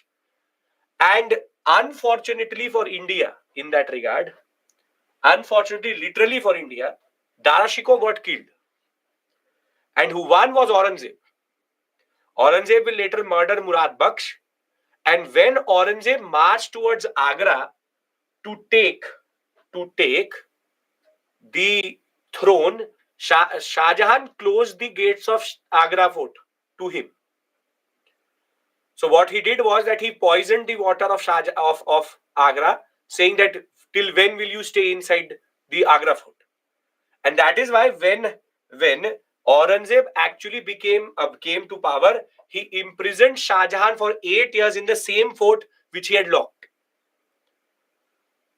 But problem with Aurangzeb is Aurangzeb inherits an empire which is more or less bankrupted, and he has no other option, which I will discuss with you in the context of religious policy. He will go into an understanding with the ulemas and the Maulvis and the orthodox Muslim faction. And Aurangzeb in everybody's imagination is remembered for one thing, which is bigotry, the destruction of temples, this and that. But Dara Shikoh was exactly the opposite of Aurangzeb, considered the second Akbar in that regard. Now, Aurangzeb, when he comes to power, he removes all the standard things which his forefathers had done, removes dancing and drama from his court, he removes Navroz, a festival of Iran. He also establishes what are called muttashibs, who will go on checking in public sphere if Muslims are living their life as per standard Muslim understanding. Aurangzeb is generally known to be a staunch Muslim, but there was a stance which he had to change or take, which was based on his position, which we'll discuss in decline. But Aurangzeb is known to be this exact opposite. If there are heroes and villains, he is one of the villains. And whilst he's not the first one to revive jizya tax, which Akbar initially had removed, then brought back, Jahangir initially removed, then brought back, Aurangzeb's bringing it back is considered very important. I'll ask you a very simple question. He was in a fiscal crisis. I will discuss that with you. in an empire where there is 95% population non-Muslim, jizya would be a very big tax collection component or very small tax collection component? A very heavy, big amount. And the reason why he had to bring back jizya was because he had no money, which may not be true for Shah Jahan or Jahangir or Akbar. He had this big problem. So when we talk about Aurangzeb, we'll talk about Aurangzeb in the context of religious policy and decline. But what I want to do is I want to close this section, which is this standard politics. Aurangzeb's one more fault was that he reversed the policy of Akbar when it came to Rajputs. Will we discuss this tomorrow? Akbar's policy was very clear that Rajputs' internal politics, Mughals will never touch. But in the Rathors, Aurangzeb played a politics. And that is why the Rajputs left Aurangzeb and a major pillar of the Mughal Empire left. And that is why Aurangzeb is going to then pave the way for the decline of Mughal Empire and rise of the British. So the simple point is, let's try to understand Shah Jahan and thereafter Aurangzeb basic politics. Shah Jahan, as we know, imprisoned by his own son for 8 years, eventually where he will die. Thereafter, Dara Shikoh was the one who was a better son, was very learned, was very syncretic, knew Hindu scriptures also. He wrote Hindu scriptures, translated even the Upanishads, the Bhagavad Gita into Persian. However, Shah Jahan will not be able to install his preferred son Dara Shikoh. Rather, Aurangzeb will kill Dara Shikoh to come to power. Standard politics, Ashoka did it. Everybody does it. Kill father son is not something very big in politics. Thereafter, when we talk about Shah Jahan got more embroiled in the Deccan policy. Bijapur, Ahmednagar, Golconda was the politics. If you can remember this box, you're remembering everything worth remembering for the Mughal political sphere. And he was the one who will basically be able to at least take Ahmednagar and Bijapur for some period. It is, however, Aurangzeb who is remembered the most after Akbar for everything wrong. After taking the title Alamgir, he will call himself Zinda Pir, a saint, and thereafter remove everything which was Muslim, non-Muslim in his court. So he will bring back jizya and pilgrimage tax. He will ban singing and dancing. He will remove the kalma, which is the Quranic verses on coins, saying that people trample over coins, so they are basically trampling over the Quran itself. He will remove a Zoroastrian, which is Iranian festival called Navroz from his court. He will also establish what are called muntashibs, who will go on checking people if they are not drinking in public, getting intoxicated, because drinking is not allowed within Islam in the public sphere. And therefore, Aurangzeb is the one who is only known for Kalesh. Everywhere he will have a problem. He will go into an issue with the Ahoms, with the Jats, with the Rajputs, with the Marathas, with Chhatrapati Shivaji Maharaj. He will also have his own son fighting with him, Akbar II. He will also then start to lose things in the Deccan sector. 8 years he had to stay in the Deccan sector itself. He basically never managed the crisis properly. And by the time he died in 1707, Mughal Empire was already in a trajectory of decline, which I will discuss with you when we'll discuss Mughal decline. With this, we basically finish the political history. I hope you will just go through the PPT once more and learn the basic facts. Can you do that? Which is going to be the discussion we'll have. And tomorrow we do Mansabdari, Rajput policy, religious policy, decline. Can we take a breather and start with revenue administration? Okay, perfect. 40 minutes, I want.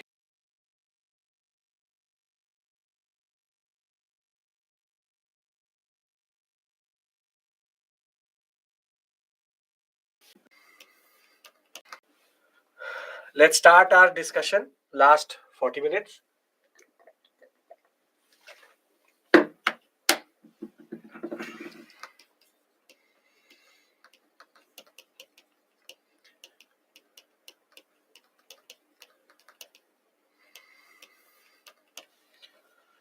Now, when we talk about administration, there are 4 parts.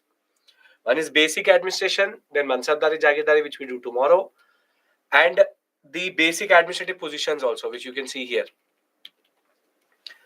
Wazir, Mir Bakshi, which we'll discuss tomorrow. What I want to really discuss is the concept of Zabti and Dehsala.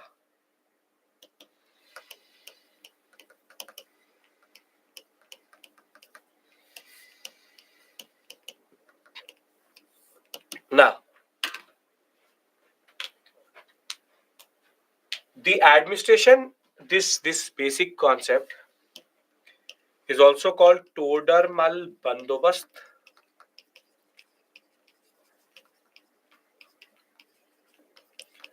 or Dhasala system, because it was developed by the finance minister of Akbar, who is basically Todarmal. Now,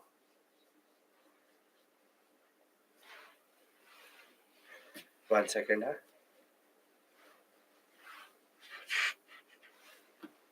Okay. Now, what is Sher Shah Suri's concept? Sher Shah Suri's concept is 1/3 into Ray into produce gives you tax in cash. Now, this means that every season, every year, a Ray list has to be produced. And to give you a basic glimpse of how administration works, at the village level, market is there. There was one officer called the Kanun Go who notes the market price, sends it to Agra, to the Wazir. Wazir creates the central price list, which is Ray. He sends it to the Amin. Amin is the tax assessor. On the other hand, the one who collects it is called Amil, tax collector. So Amin basically tells the peasant, this much land is there, this is your tax which you need to give after you have produced. So who comes first, Amin or Amil? Who will meet the peasant first, Amin or Amil? The Amin. The Amin will meet first, estimate how much revenue need to give, and Amil will after. This is sowing period. This is sowing period. This is when tax is collected, meaning post harvest. So, in the Sher Shah Suri system, it seems to be very similar, simple. 1/3 Ray produce. But the problem is this circle has to be done every season, every year. And this is a problem because Kanun Go has to send it to Wazir. Wazir will create central price list. The Amin will send it to the Amil. Now, there are two major issues in this system. What is the prerequisite for this type of system to work? As per empire size. As per empire size, what is the prerequisite? The empire need, if it is too big, this will not work. Only if your empire is small, it will work, because because there is, if it's a big empire, then data has to come to the wazir from every part of the empire, and therefore it will take time. So there are two issues. First is that it's a time-taking process, because if you do it every season, every year, you have to produce it every time. And second is, can anybody tell me, oh, this whole system is based on whose responsibility? Is based on whose responsibility?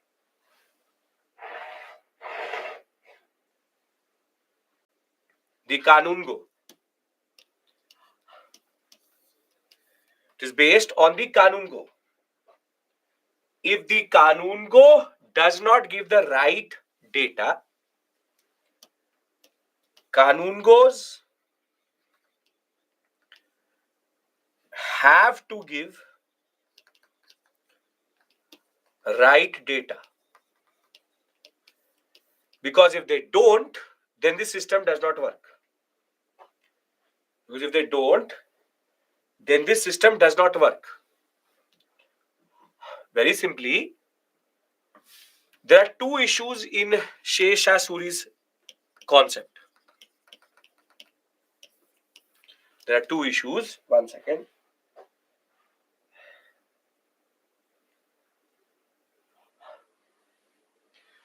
There is two issues in Shesha Suri's concept. One is, it's a time-taking process. When empire is too large, and delays mean distress to peasantry. And second is, Kanun Gos can distort the data and create issues.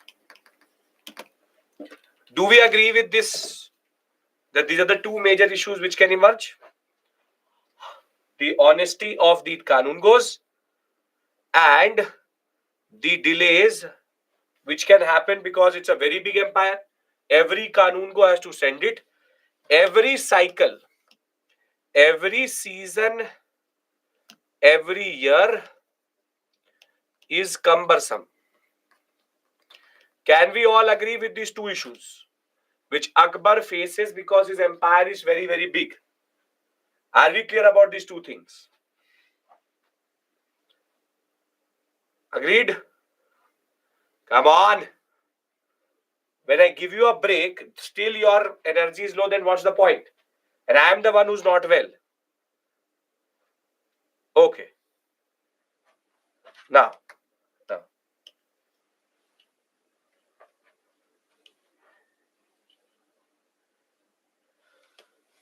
Now, Akbar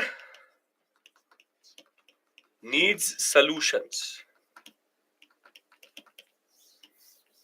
Akbar needs solutions. So the first solution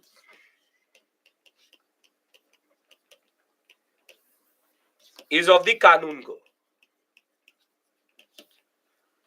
So what Akbar does is, he appoints Karoris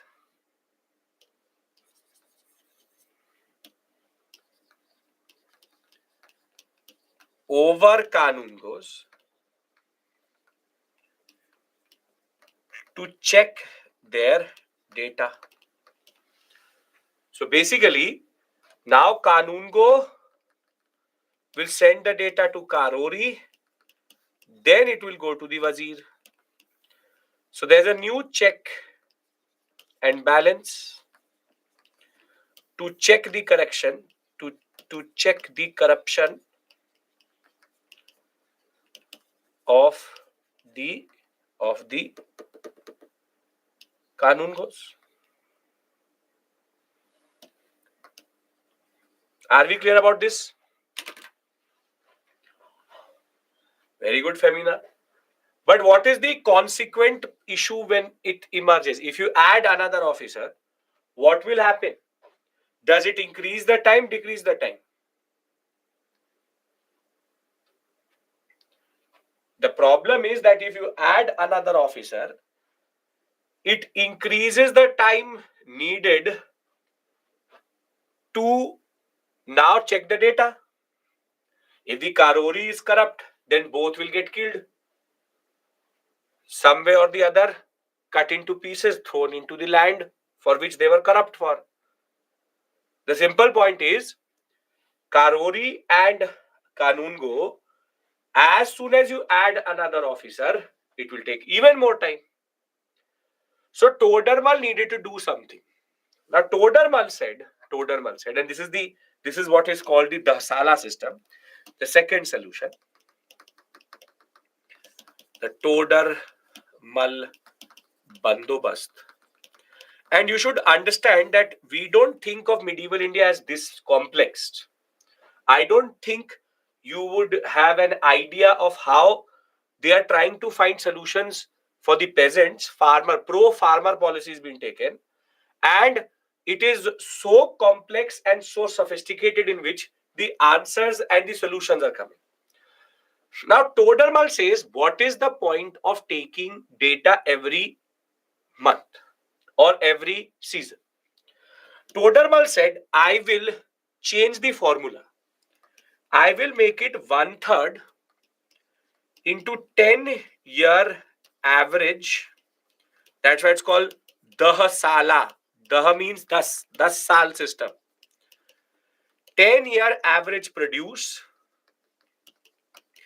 into 10-year average cost of, or rather 10-year average of selling price.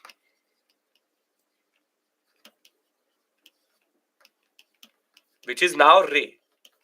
So Ray becomes 10 years average of selling price. I'll give you a very simple example of this. For example, there's A. He produces wheat. Under Dasala, what will happen? Let's take it that he introduced it in 1570.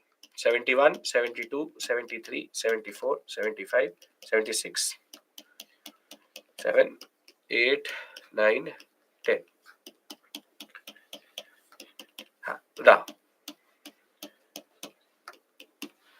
these 10 years, he was producing, in produce, it was 100 kgs, 400 kgs, 300 kgs, 350, 400, 400, 300, 260, thereafter maybe 250, 400 and 380. Now, can you give me the average of this? Can you give me the average of this?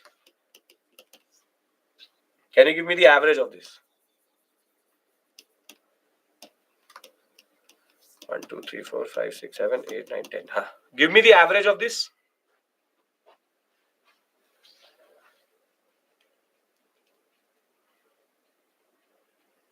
$400, 300, 350, 400, 400, 300, 260, 300, 250, 400 divided by 10. Add all of them. 400, 300, 350, 400, 400, 300, 260, 300, 250, 400. Add all of them.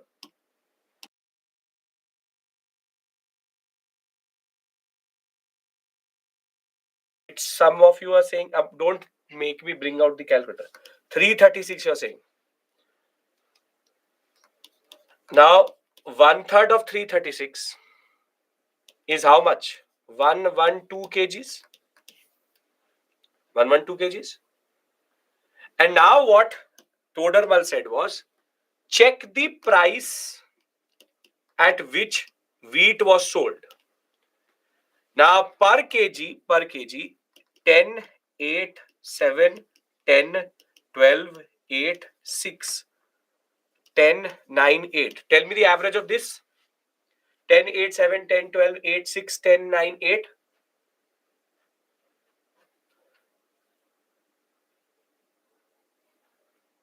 What is the average? Basic CSAT question. 8.8. So he takes it as 9. 8.8 rounded off to 9. So what he's done is now this is going to be the cash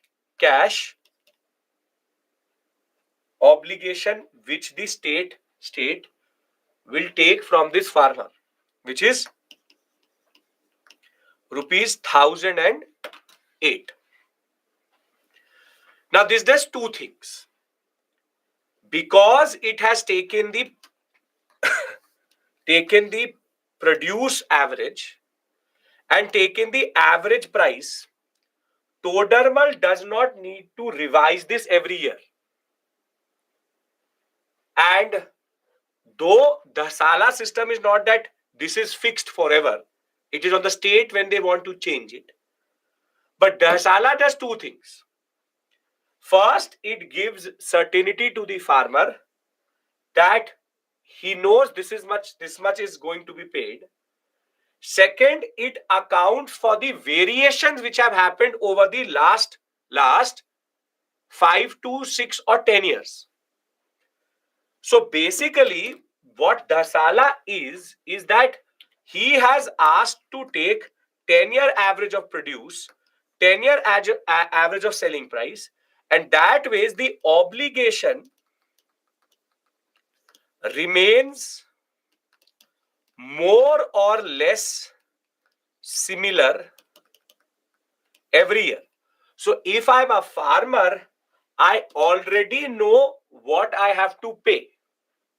And if that year there is more, it is good for you. If it is less, you don't produce it.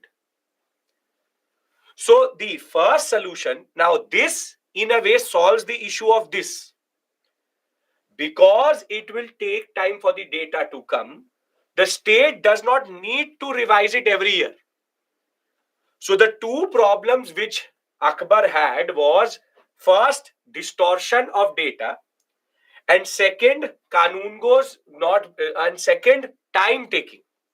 So he is undercut that by basically appointing an officer above the Kanungo, and second, not trying to produce the Ray every year. The Sala system takes 10-year average of produce, 10 years average of selling price, and then decides how much obligation you are going to pay. The state has not fixed it forever, may change it when it needs to. They change it, they don't change it, they don't change it. Are you understanding how Todermal has taken or done a master stroke here? He's made it more open, and he's made it something where the state does not have to year on year change it. He can fix it for 5 years, not change it for 5 years. He can then change it after 10 years. Do you understand what is the Sala? Do you understand what I've done here? I've just taken 1/3 of the produce average for 10 years into average market price for 10 years. That's it. Nobody is going to ask you to solve a question on this, which is do a numerical. But I hope that you are able to understand what is the logic behind it. Sher Shah Suri was very, very foresighted in making sure that the state tries to take pro government, pro peasant approach, and he tries to remove the issues out of it. This is inefficient with view of revenue generation, as price increases every year may reduce over time. Again, that is not true, Prashant. If you go by any of the prices which happen in India today, there is too much variation. So it's not that everything only goes up. See, there are two words which are there: Jama and Hasil. Estimated revenue and collected revenue. Does Dasala bring these two together or make them go far apart?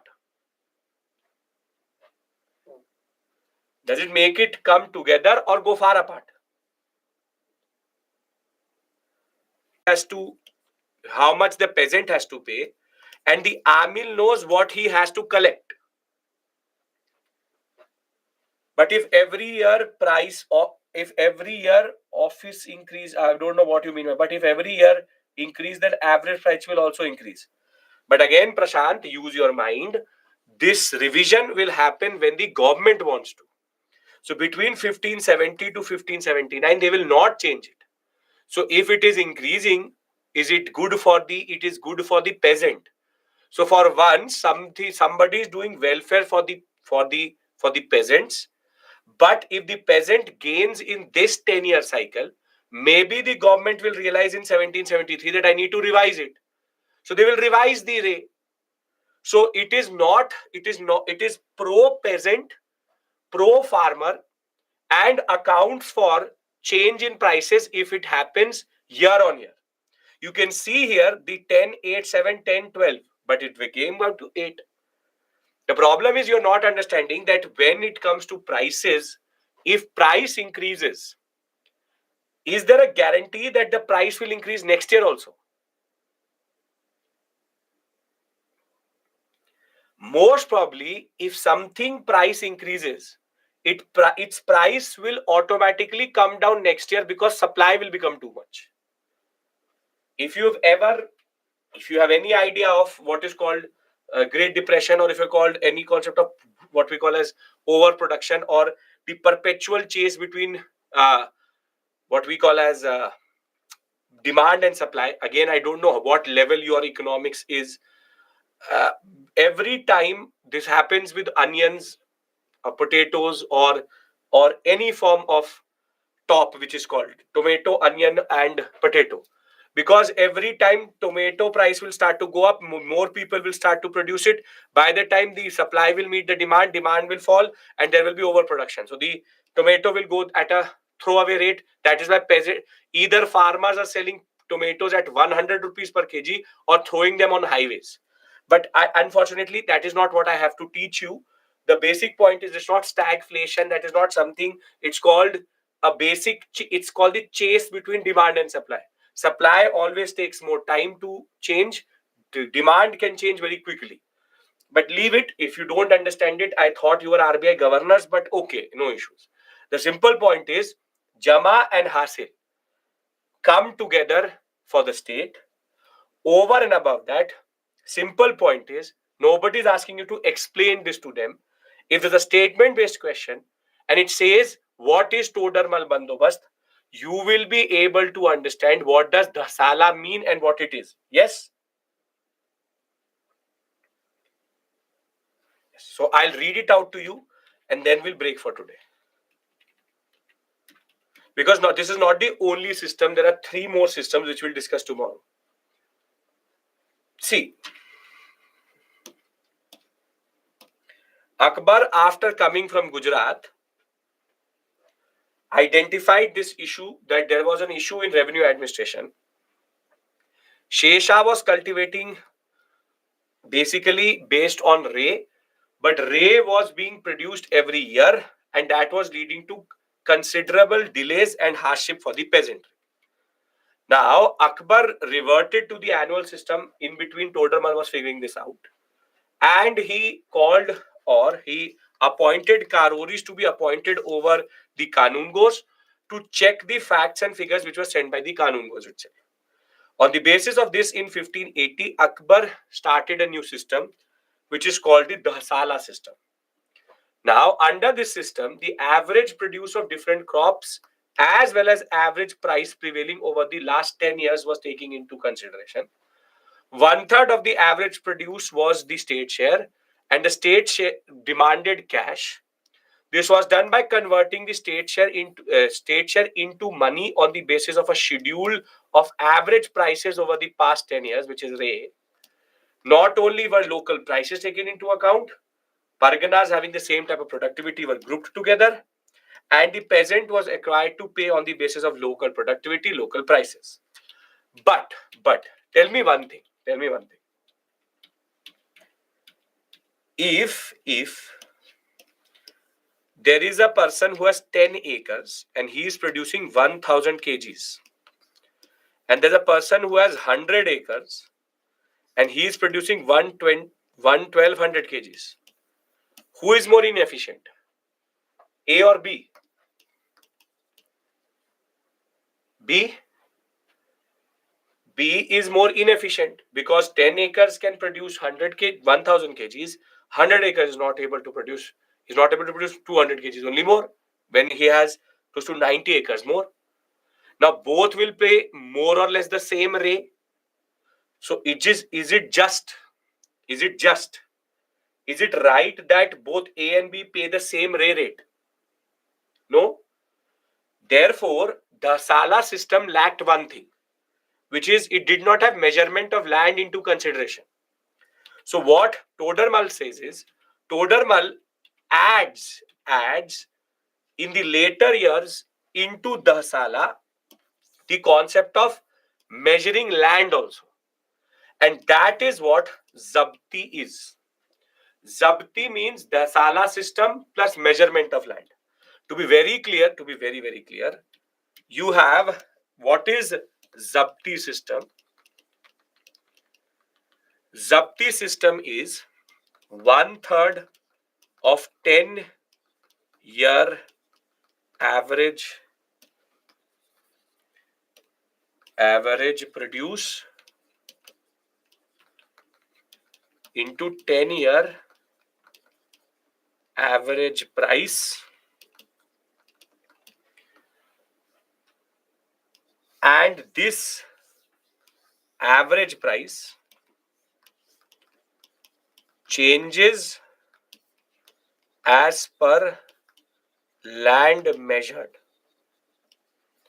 meaning more land ray is higher, less land ray is lower. Is this pro poor, pro peasantry? Yes or no? Is this pro poor, pro peasantry? Yes, because it is trying to tax the rich more. So the bigger the zamindar, the more he has to pay. The smaller the holding, the less he has to pay. And this is basically Zabti system. The Sala plus measurement of land equals to Zabti. If this is clear, I would like to consolidate and we break for today. In this system, was there in existence Sheshasuri? No. Akbar's innovation, basically Todermal's innovation. So in the history, there exists tax on agriculture, but at present, no tax on agriculture. Why? Political pressure. There is no consideration on the basis of fertility of land. That is already there. On 10-year average produce takes in fertility also. Amin is the tax assessor. Amil is the collector. We'll talk about that tomorrow. Don't worry.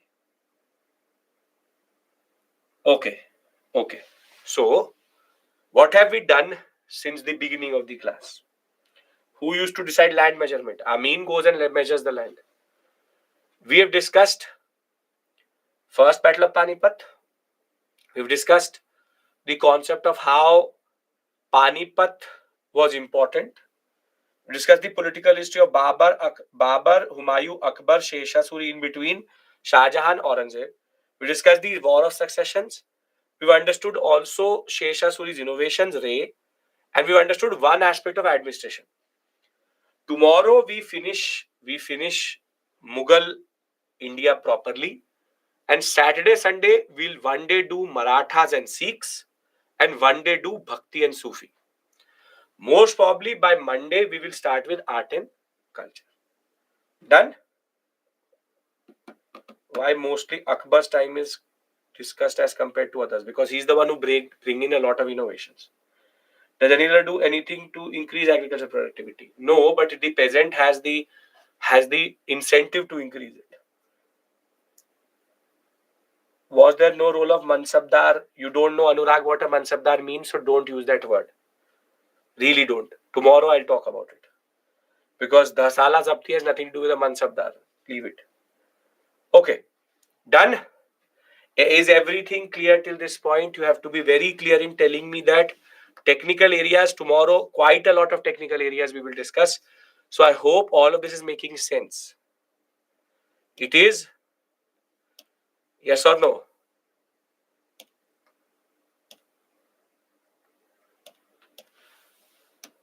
Yes? Okay. So I will see you tomorrow. We finish Mughal. Then we move to Maratha Sikhs and Bhakti Sufi. Same time as always. It's a Friday, yaar, kal. Okay. My attempt is in 2028. Can you suggest a way? Sarita, do the syllabus as many times. 2028 means I'll be old by that point of time. So just keep on doing as many revisions as much as possible. Cover everything. Do it as much. Mine is 2030. इस decade में ही नहीं है. So enjoy. By that time, most probably UPSC will change something for sure by that time. So yeah, just do what you're doing. Optional all finish. Do your GS. Revise for 5 years and become like a teacher itself. Mine is 2028. So most of you are in school, that means. Okay. Okay. You can actually do a PhD in the syllabus. You can do the syllabus 15 times. You can come here, take a class also on that. You can do multiple books. You guys, if you have more than 2 years, you don't have any justification to not read books. So read books as much as possible. 2024 people don't have a lot of time. Do revision, start what you need to do. So remember 2022, 2024, be on your toes. 2025, revise. 26, 27, 28, 29, 30. But you need to become specialists yourself by the time you give the examination. If you started so early. With this, I'll see you tomorrow. I hope I'm better than yesterday.